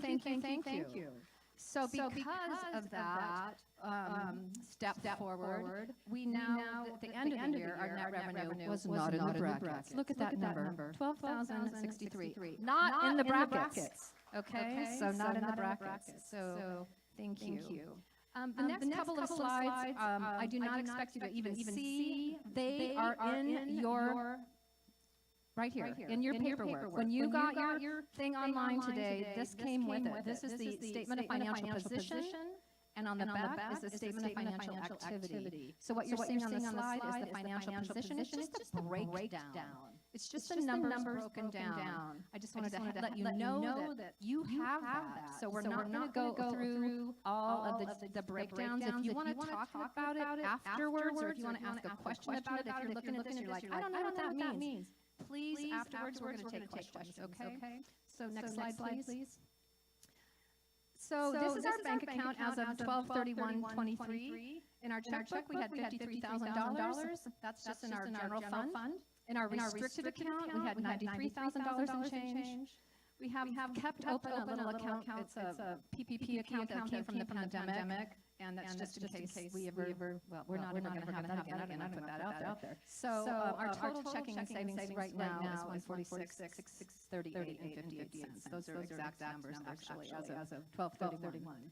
Next slide.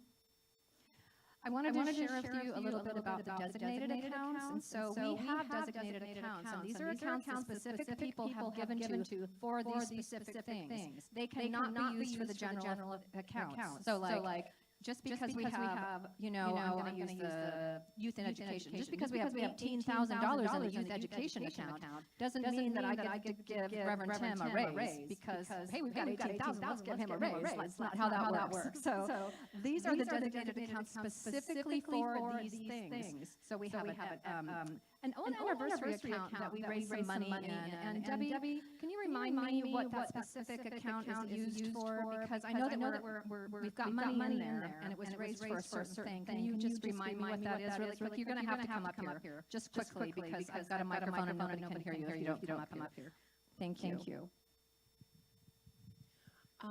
The 2022 anniversary account still has money in it for our audit that we were supposed to have gotten finished that we haven't.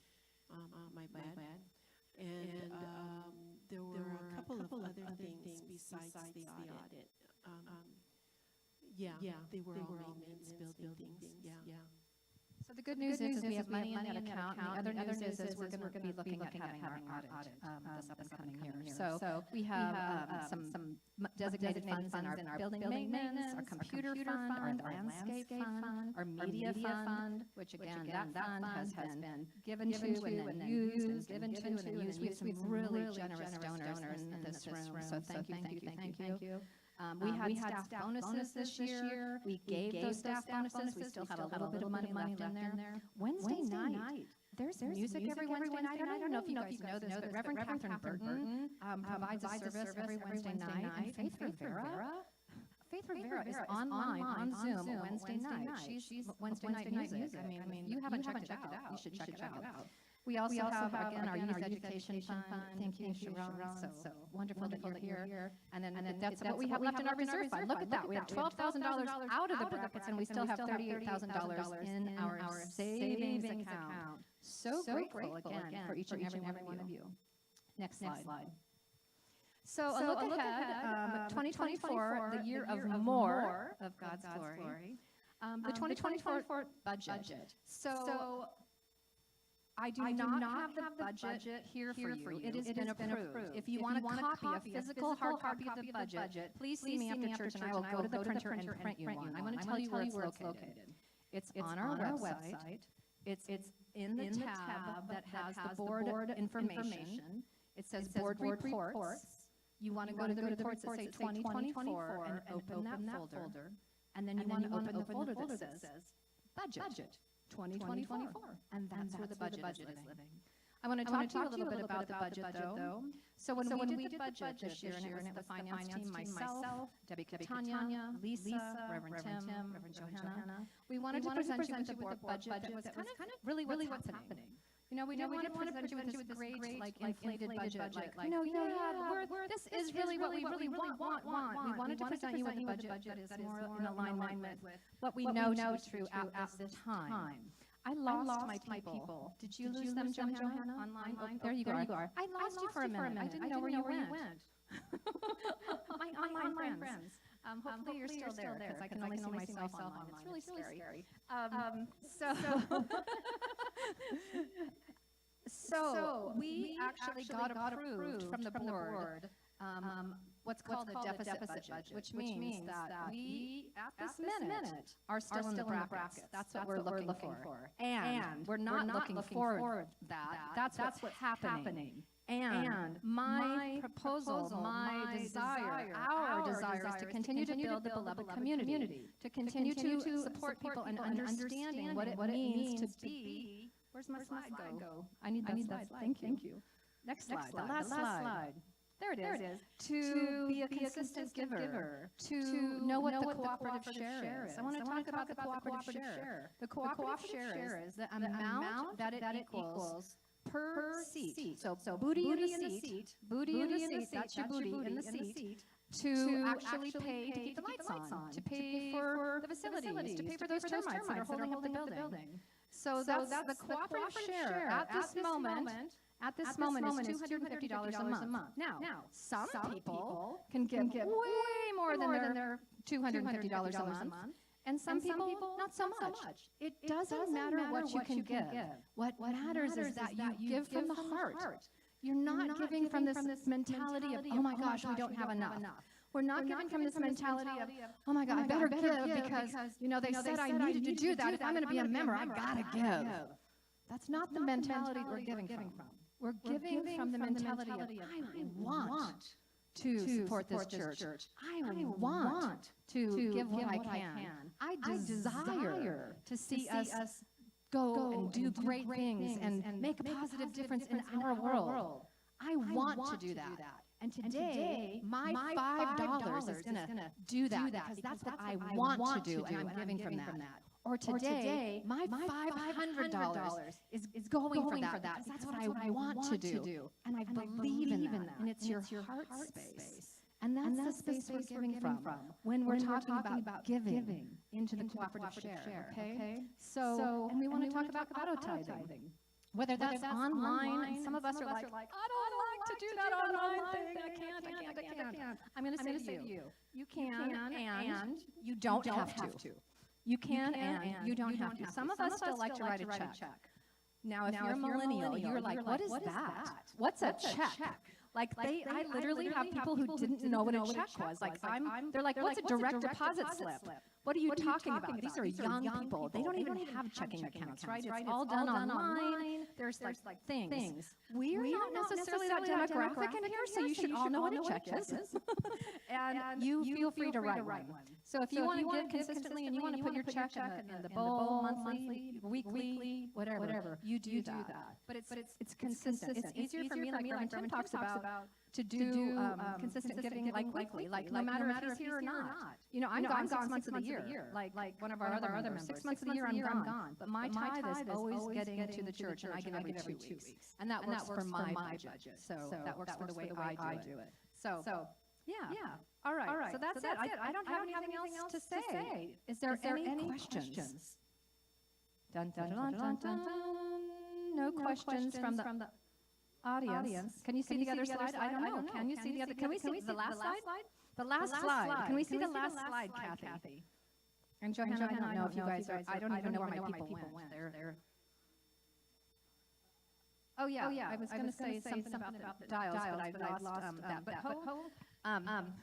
I know. Reverend Tim's like, talk about the dials. So we are going to be talking about the dials. It's not going to happen today. But we are going to be moving the dials. What the dials is it has a lot to do with cooperative share. So it's how we move the dials so that all the giving is covering the cost of running the church. So it's giving so that we're not getting into our savings account. So that's what moving the dials is. And we're going to have a talk about that. We're going to talk about how we can do that. That's not happening today. Reverend Tim and I are going to get together and talk about how to move the dials. He's going to give a great sermon. I'm going to support him. He doesn't even know that yet. I just told him that. Right here. It's happening.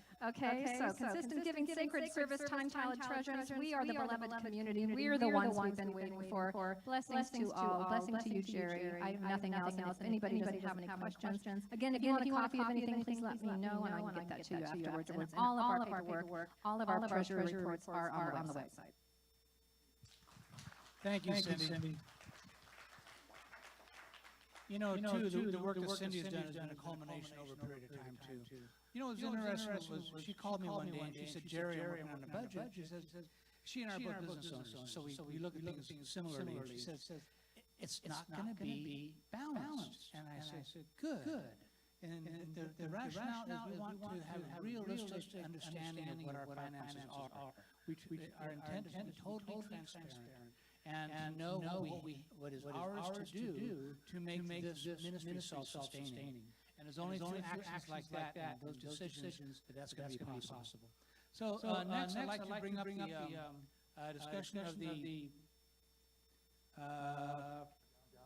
Endowment Foundation. So Sally, if you'd like to step forward, please.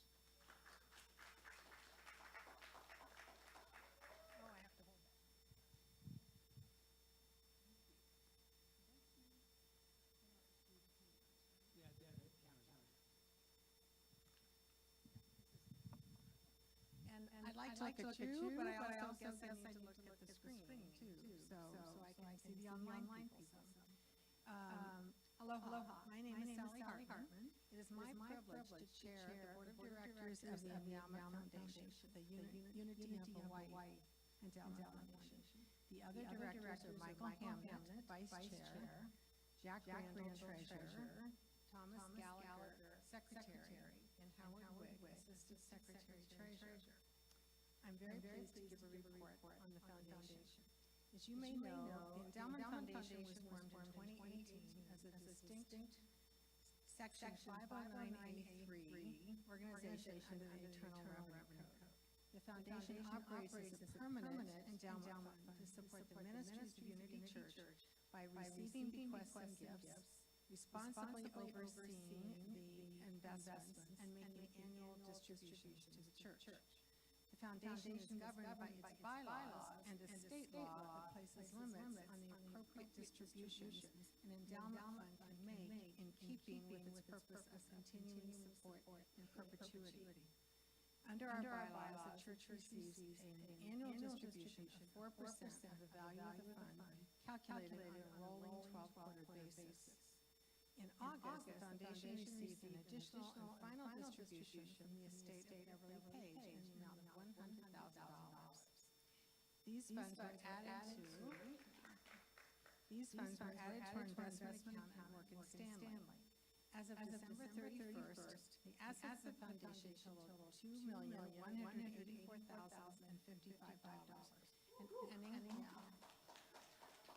That's an increase of almost $287,000 from year-end 2022. This included some funds in a First Hawaiian checking account, and funds in both a savings account and investment account at Morgan Stanley, our financial consultant. At the end of each quarter, Morgan Stanley gives the board an update on our investments in the market, reviews our holdings, and makes recommendations for adjustments, which the board approves. The board continues to be pleased with Morgan Stanley's services. You may recall that in 2018, the membership approved repaying the Endowment Foundation $140,000 that had been incorrectly distributed from the previous organization, Legacies of Aloha, by having the foundation withhold the distributions and credit them toward the debt until we pay. We're very happy to report that the remaining $25,086 of the debt was repaid in full during the third quarter of 2023. That is exciting. It means the foundation is able to start making quarterly payments to the church. After the third quarter, the church received $9,642. After the fourth quarter, the distribution made in January was $11,411. There will be ongoing distributions after each quarter. We hope that you can see that the Endowment Foundation is an important and vital asset to the church for providing income to the church on a reliable basis. Bequests and gifts to the foundation will continue to help sustain our church in the future. It is a wonderful way to leave a lasting legacy. This does not apply only to those in a position to give $100,000 or more. In fact, one of the more recent bequests we received was about $20,000. We welcome bequests and gifts of any size. We invite each of you to consider including the Endowment Foundation as you make charitable gifts at any time, or as you make or review your estate plans. Estate planning experts remind us that it is important to consider that circumstances change over time, and they recommend that plans be reviewed periodically, at least every 5 years, and any time a significant life change has occurred or is anticipated. We would like to provide information on estate planning to anyone who would like to learn more. Please contact us, and also check out the information about the foundation and estate planning in general on our website. Just click the Endowment Foundation tab at the top of the homepage at unityhawaii.org. All of the directors are excited that the foundation is growing and is providing ongoing financial support to our beloved church. We hope you are as well. Thank you.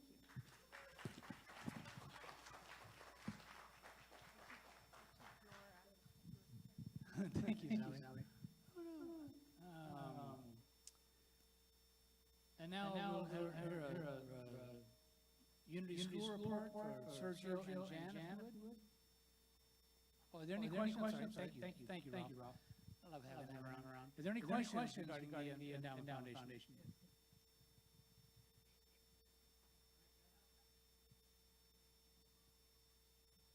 I just had one. I don't know if this is appropriate. Is there anything about a charitable annuity donation that would ever be considered for the endowment fund?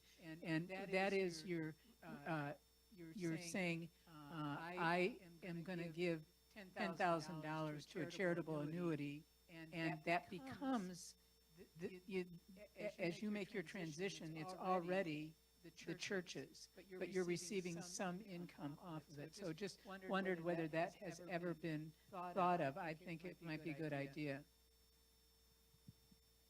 Is there a response from?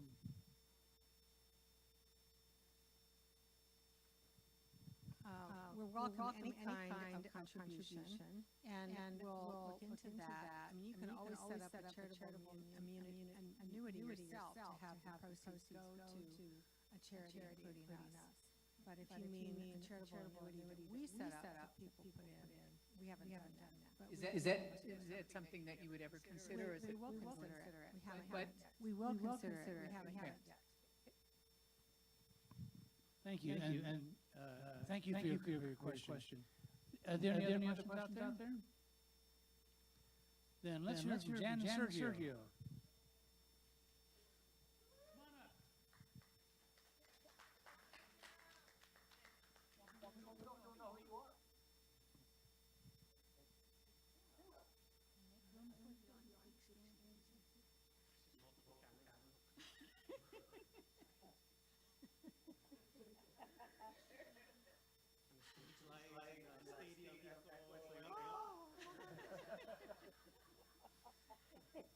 He can talk to 100 preschoolers with no problem.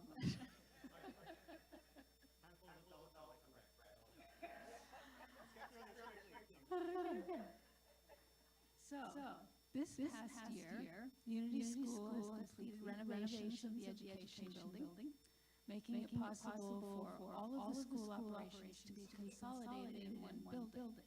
This simplifies both communication within the school and the ability to safeguard the children while at school. The school committee has been involved primarily as a cheering section, with occasional coordination between church and school. Sergio managed the entire project, and the school has funded it. Our campus has been greatly enhanced by these efforts.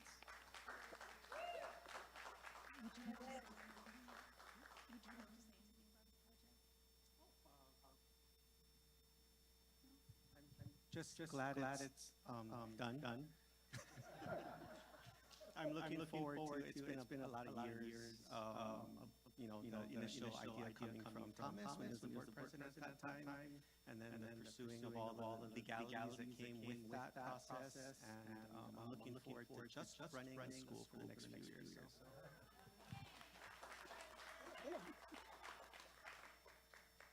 Unfortunately for Sergio, the major activity of the school committee has been to look into formalizing our current interdependent relationship between the church and school, while finding a way to protect each other from the liabilities inherent in our activities. We have worked with Attorney Robin Fall of Pono Resolutions to learn about the various possible nonprofit statuses and organizational relationships. The school has always been a mission of the church, with the director of the school reporting to the minister of the church. This makes each organization liable for the actions of the other, and this caused a great deal of concern 5 or 6 years ago. And the school committee was formed to address these concerns once trust was reestablished. The committee has reached agreement that the best way forward would be for the school to establish its own nonprofit status while having agreements with the church that will maintain the interdependent relationship between the two organizations. So, for example, the school will have its own board of directors, and we could have a provision that the church would have seats on the school's board. We could have an agreement about the use of the name Unity School, the school being located on the church property, and so on. At the Board of Trustees regular meeting in January, the board voted unanimously in favor of this approach, with the provision that the agreements between the church and school will be presented to the board for ratification at the appropriate time. So what I'm saying is that Sergio's got a lot of work to do setting up his nonprofit corporation.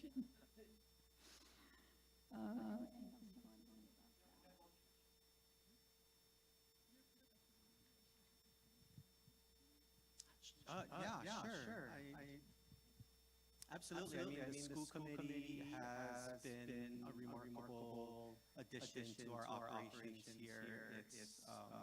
Which is why we're so glad that Jana was able to still participate and we were able to get through those decisions while she was still on, because she did so much work helping us get through all of it these past years. Yay! I know, so exciting. It's always been at the top of my docket when I became the director in 2016. So it's really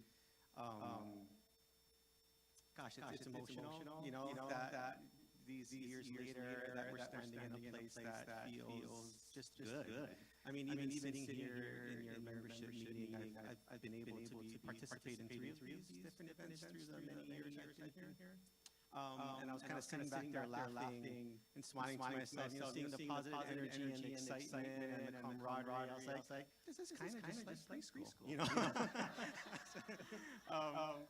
Even Cindy's presentation on like finances was entertaining. You know, I was like, wow, I mean, she used to do our KP Chapel. Like, she could even make finances entertaining. But yeah, it's exciting, and it still feels just amazing that was so thank you.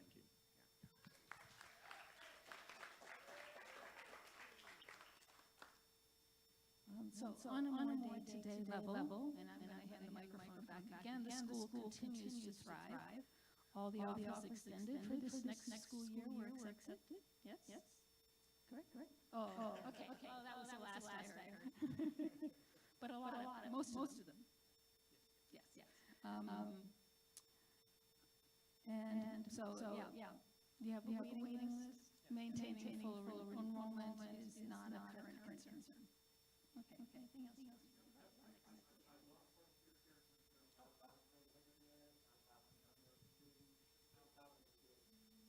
Sure. Yeah, well, we're fortunate that people still really like coming to our school. We do get a substantial amount of applicants every year interested in our program. We are a small operating program compared to many other preschools, so the available spaces we have to offer maybe at the most we've offered 40 new spaces a school year. This year it's projected to be about 27, which is on the lower end of our graduating class. So of the 140 applications we got this year, it's not a large percentage of people that we're able to accept. So we have reached out to all of our parents for acceptances. One family, unfortunately, wasn't able to accept our offer because they had to move back to the mainland, which does happen occasionally. But but we're well, I don't know. That's what they told me. So no. Yeah, so we're doing well. The new space that we've moved into, we're excited to add additions to our spaces, which we didn't have before. We now have a new key library, dedicated to that aspect for the children's development and education. We're currently working on adding a KP art room for the free expression. We do like to maintain still some of the original, all of the original concepts to when the school was created by Joanne Lewis back then. So, you know, making sure we keep that idea alive, and a lot of those free creative, social, emotional ways to engage the children is absolutely important for our operations, and people like it. So yay, we're looking forward to another great school year, and a lot of great families joining us, and hopefully we can keep adding more additions to the experience for the children here on campus. Oh, we have a total of 82 students. We have five classrooms, one classroom dedicated to each range. So we start at toddlers, 18 months are the youngest kids we get on our campus, and they go to pre-K. So all of our children are applying out to different kindergartens on the island. Most are interested in our private schools. We've been really fortunate. These past 4 years, we've had all of our students either get accepted to their first choice or their second choice. Which is always Punahou or Iolani, in varying orders. It's a normal, you know, some people are just Iolani. But it goes back and forth. So we've had a great run. So that's it. Thank you.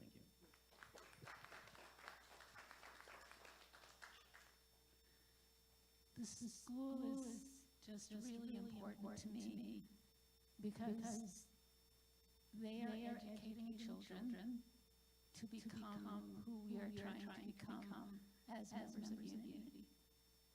And that's why it's a mission of the church and why we want to continue this relationship.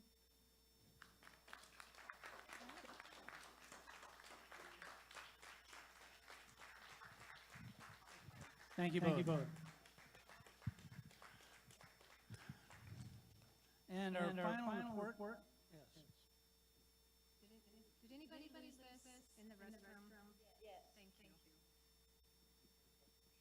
we have any questions? Thank you. Do you have any questions for the school committee? We have. Benita, go ahead.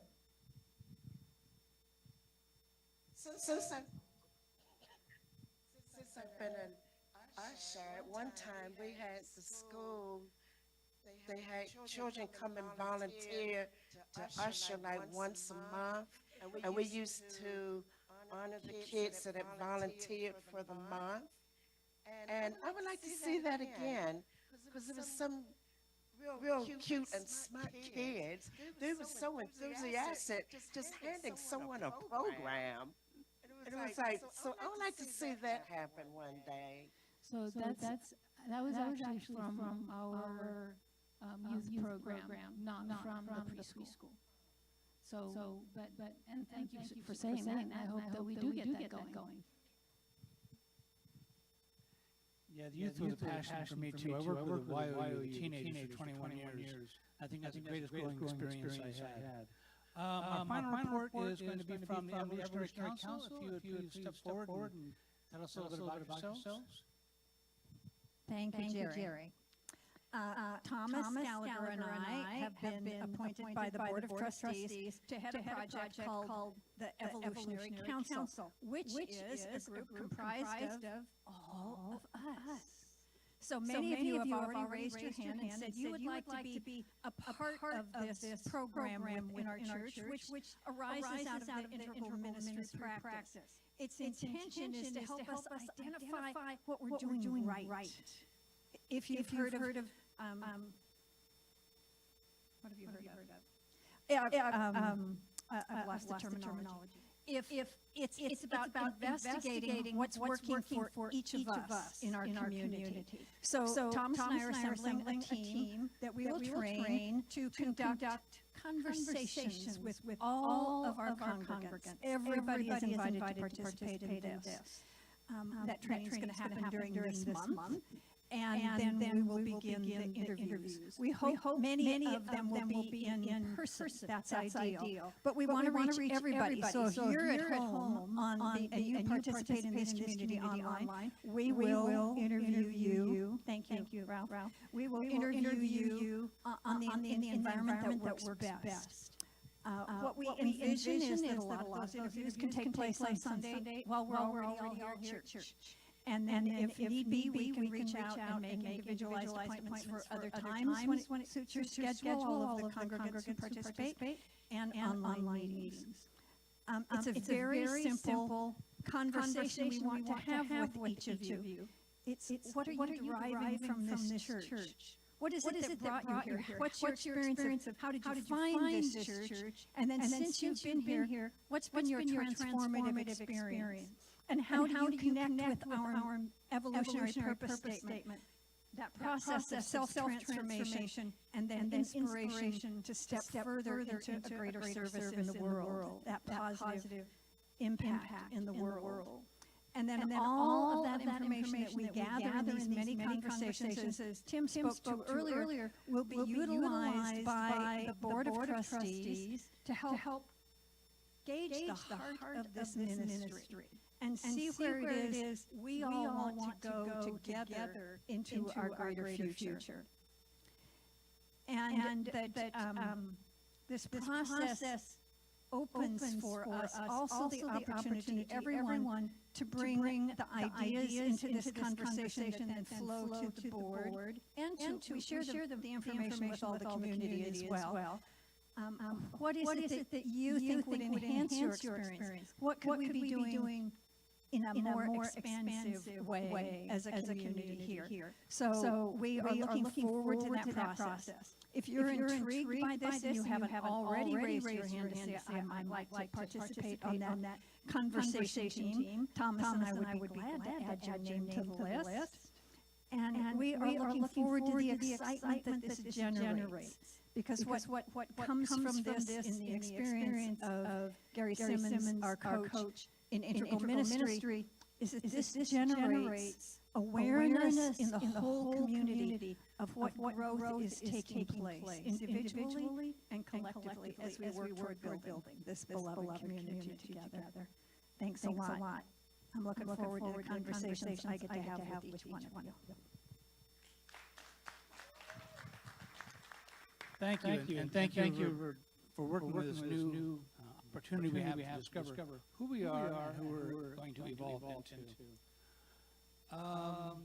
The next issue, you may wonder why things have taken this long. Generally, just during this time, we would have done counting of ballots and then determining of who was elected so we could make that announcement. However, we accomplished that in one quick vote. That's how efficient we are. Now we're going to talk about the nominations for the next nominating committee. The next, this is for the members of the serving the 2024-2025 nominating committee. We will elect two nominating committee members and two alternates. The bylaw section 404 reads, a nominating committee shall be formed at least 4 months prior to the annual membership meeting and shall seek to present at least two candidates for each vacancy on the board of trustees. The committee shall consist of the senior minister and three other members selected in the following manner. One, at the annual membership meeting today, the membership shall elect two congregant members and an alternate to serve on the nominating committee for next year's elections. The nominating committee members shall not be eligible to run for board positions without resigning. That's why it's important for us to already know who's going to be on the board or not prior to this evolution. The board of trustees shall elect one of its trustees to the nominating committee at the first meeting following the annual meeting. The four committee members will select the chair from amongst the two congregant members. The committee shall require each board candidate to submit an application. The committee shall be responsible for vetting the qualifications of all board members in the areas of membership, verification, and attendance in classes of basic unity principles. We talked about the requirements earlier in vetting. The committee shall disclose names and biographies of all vetted applicants to the congregation 5 weeks prior to the annual meeting. So that's how we obtain the people who step forward to serve as their next board members.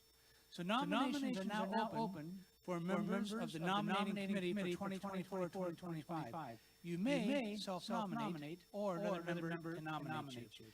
Do we have anyone who would like to nominate or self-nominate for the nominating committee? Catherine? So Catherine, do I hear you self-nominating? Thank you, Catherine. I like to make sure things are clear. Do we have anyone else who would like to serve as on a nominating committee? Online? I don't have a gallery view. Sue Bergman? Okay, Sue Bergman, all right. Yes. Thank you, Sue. So are you self-nominating, I hear? Yes, I will. Okay, thank you. Do we have any other nominees? No, David's on the board. David? Thomas Gallagher, would you accept nomination?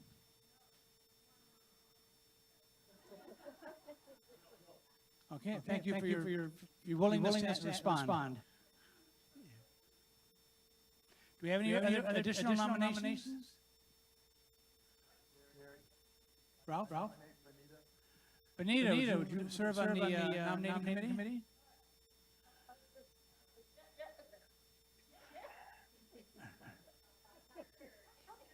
As candidate. Thank you.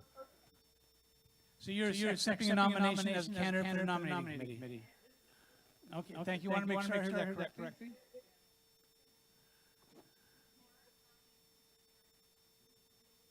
Well, we need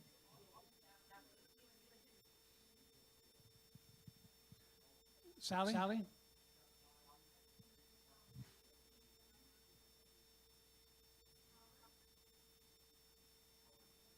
Howard expressing it through a non-verbal headshake that he chooses not to. Yeah. Okay. Do we have any other nominees? Sally?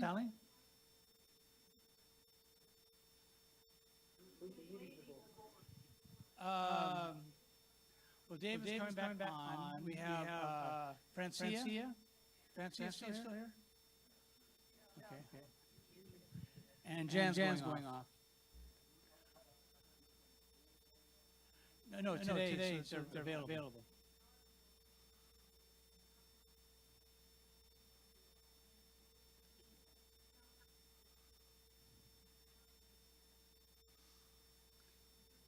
She's not here, so it'd be difficult for us to hear whether she... Say it again?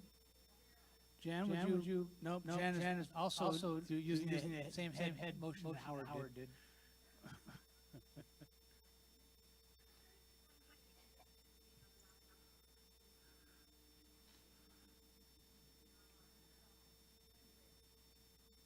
When who?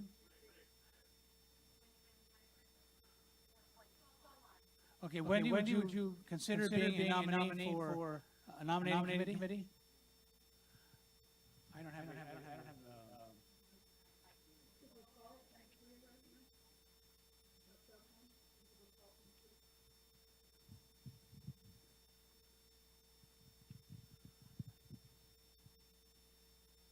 So,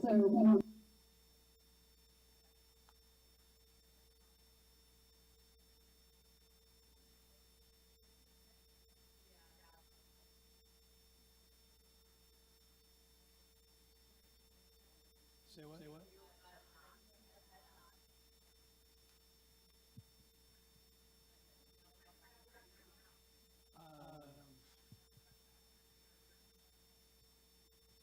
Yes, would you be far more comfortable about it?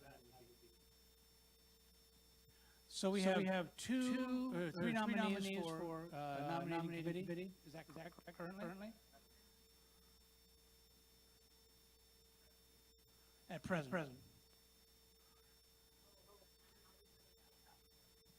Okay, so let's go with three. I don't want to hold us up to progress. All right, so Margie, if you would.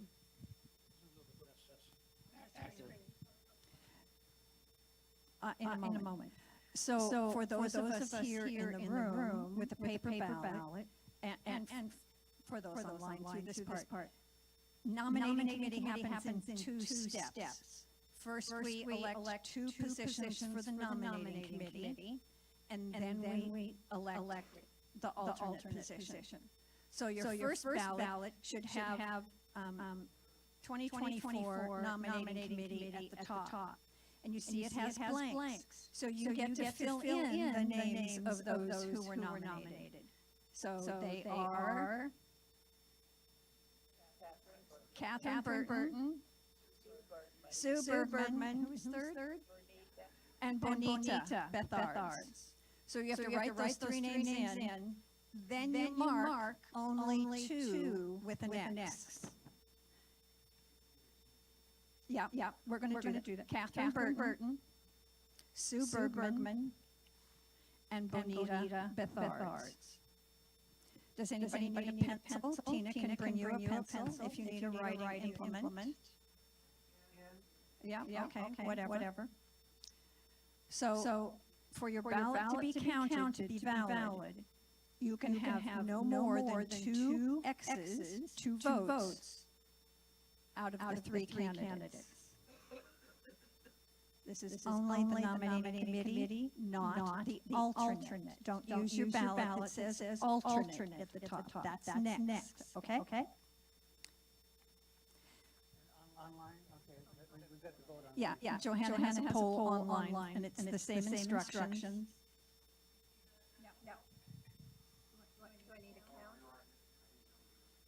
Online. Online.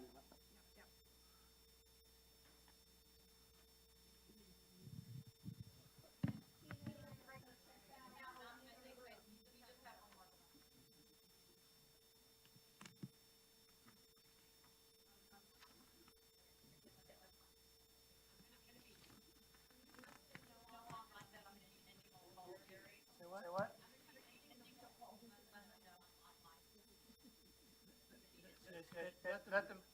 Let them know that you're actually in the poll. We'll end the poll because they have been counted.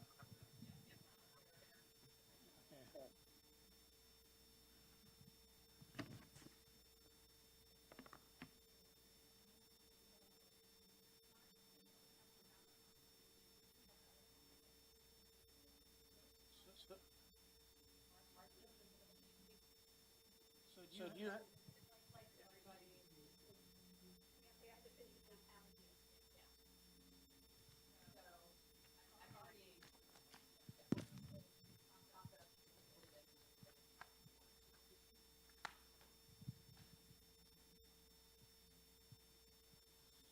So do we need to stretch that word?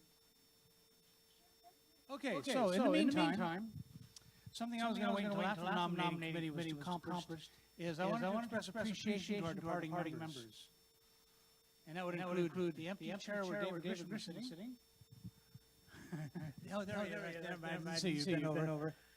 Francia Hamnet, and then Jennifer Fitzgerald. You know, in particular, I want to express appreciation to both Francia and David. They each stepped forward when we just had a need. We had a shortage on the board. We need someone who's willing to step forward. And they each didn't hesitate at all to ask. They stepped forward and have served really well. I want to express what I personally expect. Well, I'll get there, okay? Yes. Do we have all the ballots in the room? Okay.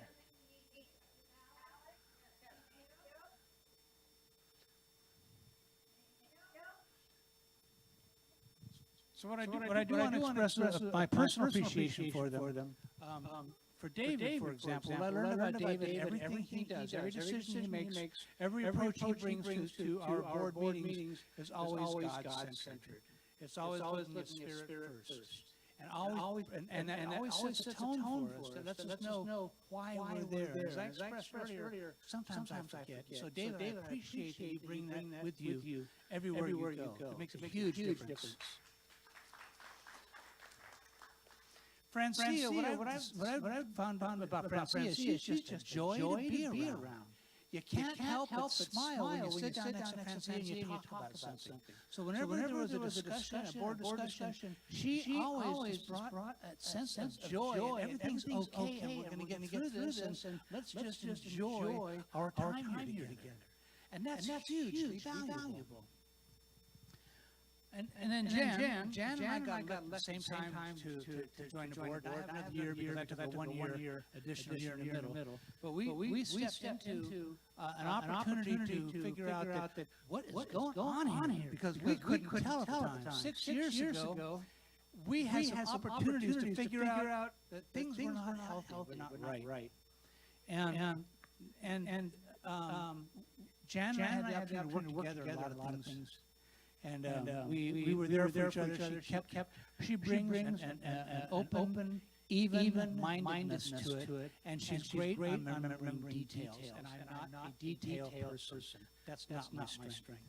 Not at all. So what I found with Jan was that when she decided that we needed to do something about school and set the school committee up, I was right there with her because I saw that what she wanted to do was the right thing for us to do. And I watched her take that evenness of purpose and that focus and help that committee bring organizations together to become really one synergistic organization. And Jen, I'm going to miss you. You know, it's been a good run. I've really enjoyed the time with you.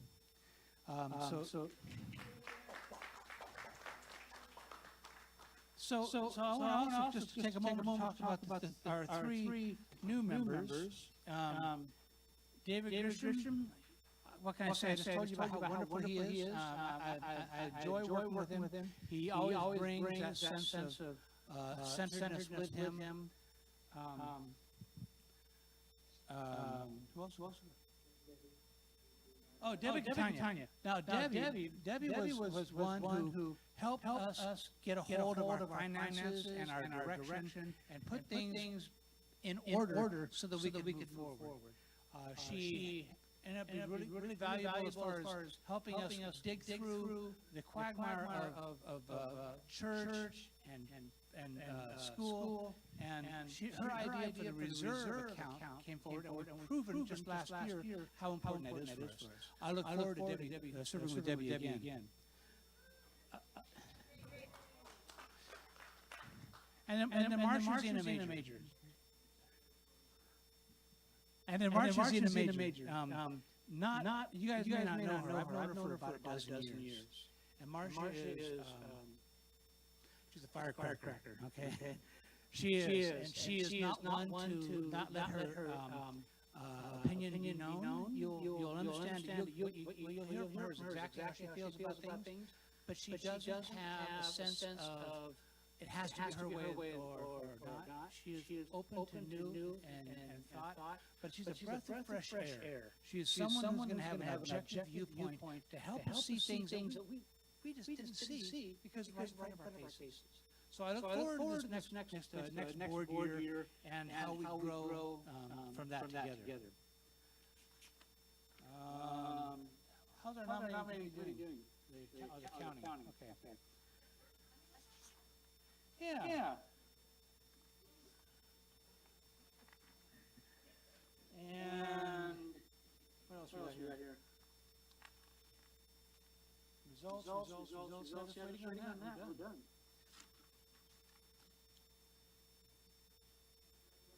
Yeah. We're about Rob's favorite place.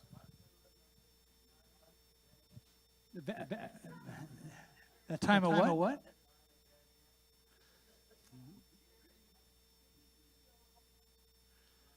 Not yet. We have to have the first two. Yeah.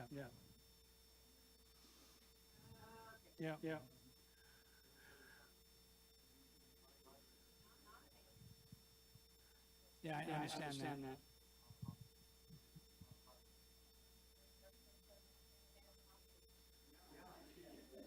Okay, so I heard a joke. Why not? So you guys all know, I make no secret that I'm in recovery programs. So one of the things that we do is that generally at any AA meeting that matters, we tell a joke, okay? And it generally has to do with the bar. So for example, a skeleton walks into a bar and he sits down and he says, bartender, I'd like a beer and a mop. Okay. Okay.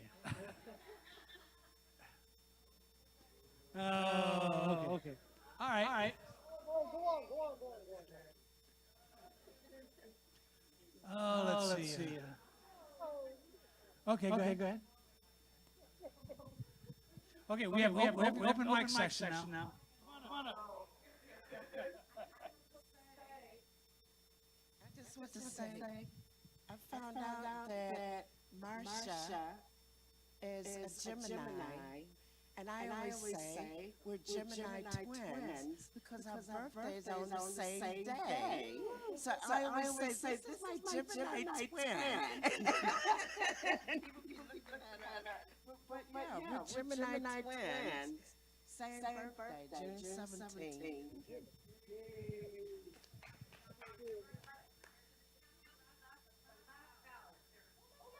Hark. All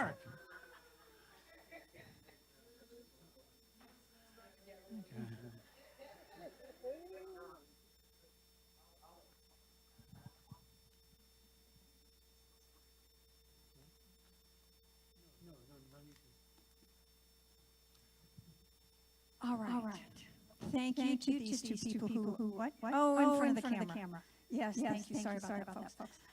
Thank you to Catherine Burton and Sue Bergman, who will serve this year on our nominating committee. And thank you, Bonita, for being willing.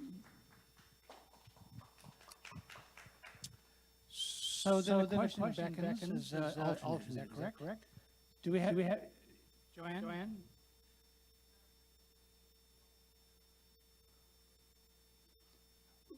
Bonita, are you willing to be a candidate for alternate? Okay.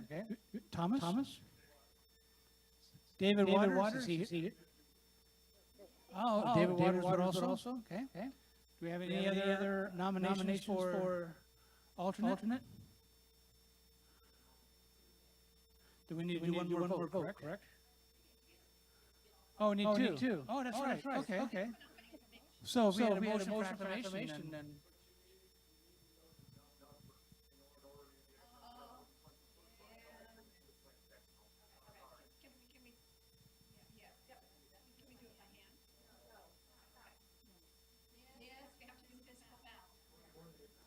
Yes.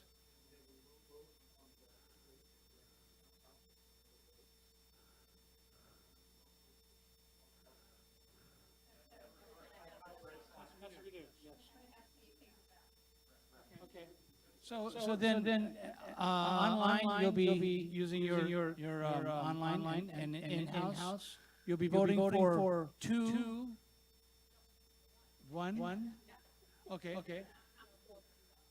Okay, you'll be voting for one, either David or Benita for alternate. And then the one with the most votes will be the primary, one with the fewer votes will be the secondary. Just vote for one. Even though it says two, just vote for one.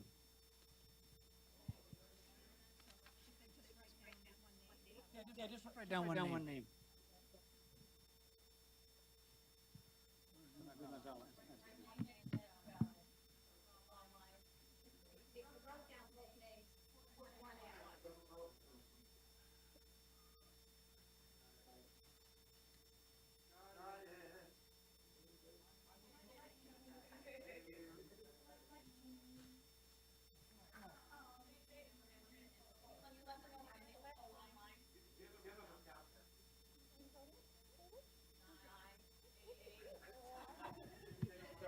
Seven, six, 5, 4, 3, 2. Voting closed.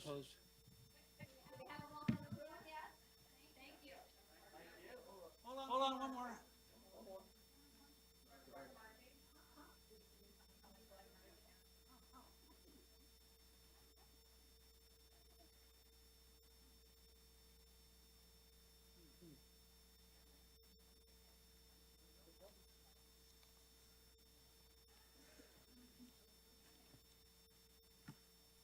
Okay, a little bit longer joke then. Since obviously I got to stretch, and I told you what my source of jokes are, I'll give you another one here. Say what? Bob and Joe were drinking in a bar in the middle of winter upstate New York. And you can imagine upstate New York, middle of winter, it's snowing out there.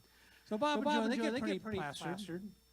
Bob says to Joe, let's go ice fishing. Joe says, wow, that's a great idea. You get those great ideas when you're sitting in a bar. So Bob and Joe, they go over to Bob's house and they get all the ice gear and the saw and stuff, and they go looking for a good patch of ice. And they go around the hills over there, and then the forest over there, and then through town, and they finally find this really perfect patch of ice. Perfect.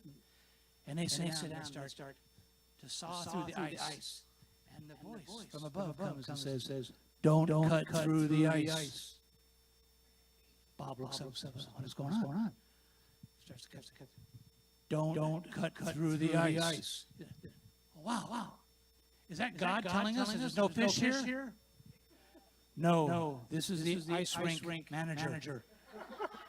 Don't cut through the ice.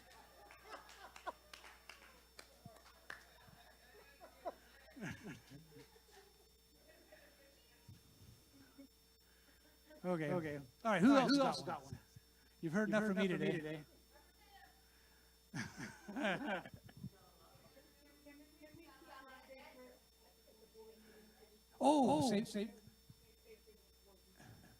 Say it again, please. Yes. We can. Okay. Thank you. And I will.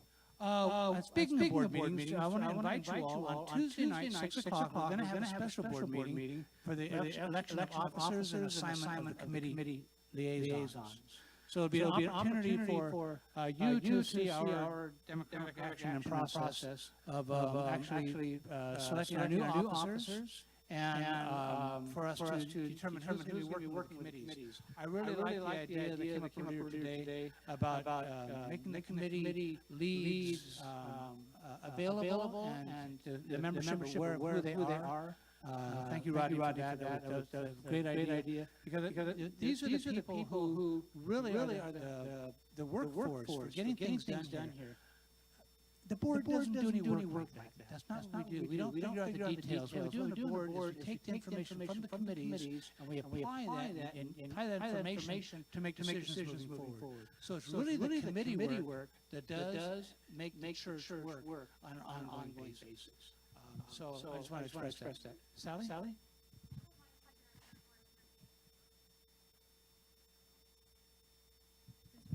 I'd like to hear more information about the proposal that the board approved on how the structure with the school will work in terms of facilities and payments and, you know, any long-range plans to make sure they stay at the school, or, you know, just what's contemplated in that agreement. So I'll offer some information, then I'll ask Reverend Tim to expound upon that. It was recognized when we had challenges between the church and the school that there was a question of liability issues between the two. And so we're looking at ways how we can find to protect both the school and the kids involved and the church and our property involved. Because there are different areas, there is liability on either side. Decisions haven't been made. We're in a process of evolving what that looks like. All right. So the board did agree to. The board agreed to have the school look at what some of those options might be, and nothing's going to happen until the board ratifies it. Reverend Tim, you want to expound on that? So it looks like we have the results, but I just wanted to say what we have agreed upon as a board and what we voted unanimously for is to move forward in this direction, where the school would set up its own 501c3 nonprofit. But what in terms of what the agreements will be, we're still working on that. I'm on a subcommittee, and others of us are on a subcommittee, as we're going through our memorandum of understanding between church and school. We're going line item by line item. We're looking at what is our relationship, what do we want our relationship to be. In many ways, we want our relationship to be the same as it is, without the concern about being liable for the other organization. And so we're still working on that agreement. I hope that helps. Reverend Margie. Thank you, Mr. Chairman. I announced that our first alternate member of the nominating committee is David Waters. And our second member is Bonita Bethard. Thank you both. Thank you. So there is no further business at this point. And so I've got Reverend Johanna as our person who's going to be doing our closing. Unless someone else would like to. I didn't read all the way to the end of the script. Yes, it was, wasn't it? For those that can read, I'm still learning, Reverend Tim. All right. What a wonderful 2.5 hours this has been with one another. For those of you that are still here with us, we thank you for your patience, for your humor in all of this, and also for your consciousness that continues to lift up this community. As we know, in 2024, we are going for a lot more. And so we know that together that we are more, together that we are just better. And so let us look around either in the Zoom room and here in the chapel at all the beautiful faces that call Unity Church of Hawaii their spiritual home, their spiritual ohana. What a blessing it is to be part of this one consciousness that moves forward. And now I invite each one of us, and if you're at home, you can stand as well. As we stand together, let's form a circle. Because we know that God is never broken. Lokahi, it is. And we hold hand in hand, heart to heart, as we say yes to this community, yes to the close of this. Yes to the close of this. Look, and somebody's echoing that one. All right. And so let's close the circle. Yeah. So those of you that are here, your reward is you get a chocolate. It's well worth it now. Chocolate covered cherry. And those online, we'll mail you yours. Oh, right. No, we're not. We're just. All right, everyone. As we continue to know and affirm by looking around in the circle of these beautiful, just beautiful Unity Church of Hawaii members, we know that this community continues to grow and continues to show up for God only. We thank you for your time today. We thank you for your presence. We thank you for your consciousness that makes all of this possible. And so it is. And so it is. And let us sing out with our, what is it? Weave Us Together song for today. Together. Weave us together. Weave us together in unity and love. Weave us together. Weave us together in unity and love. And so it is. And the meeting is adjourned at 2:36 p.m.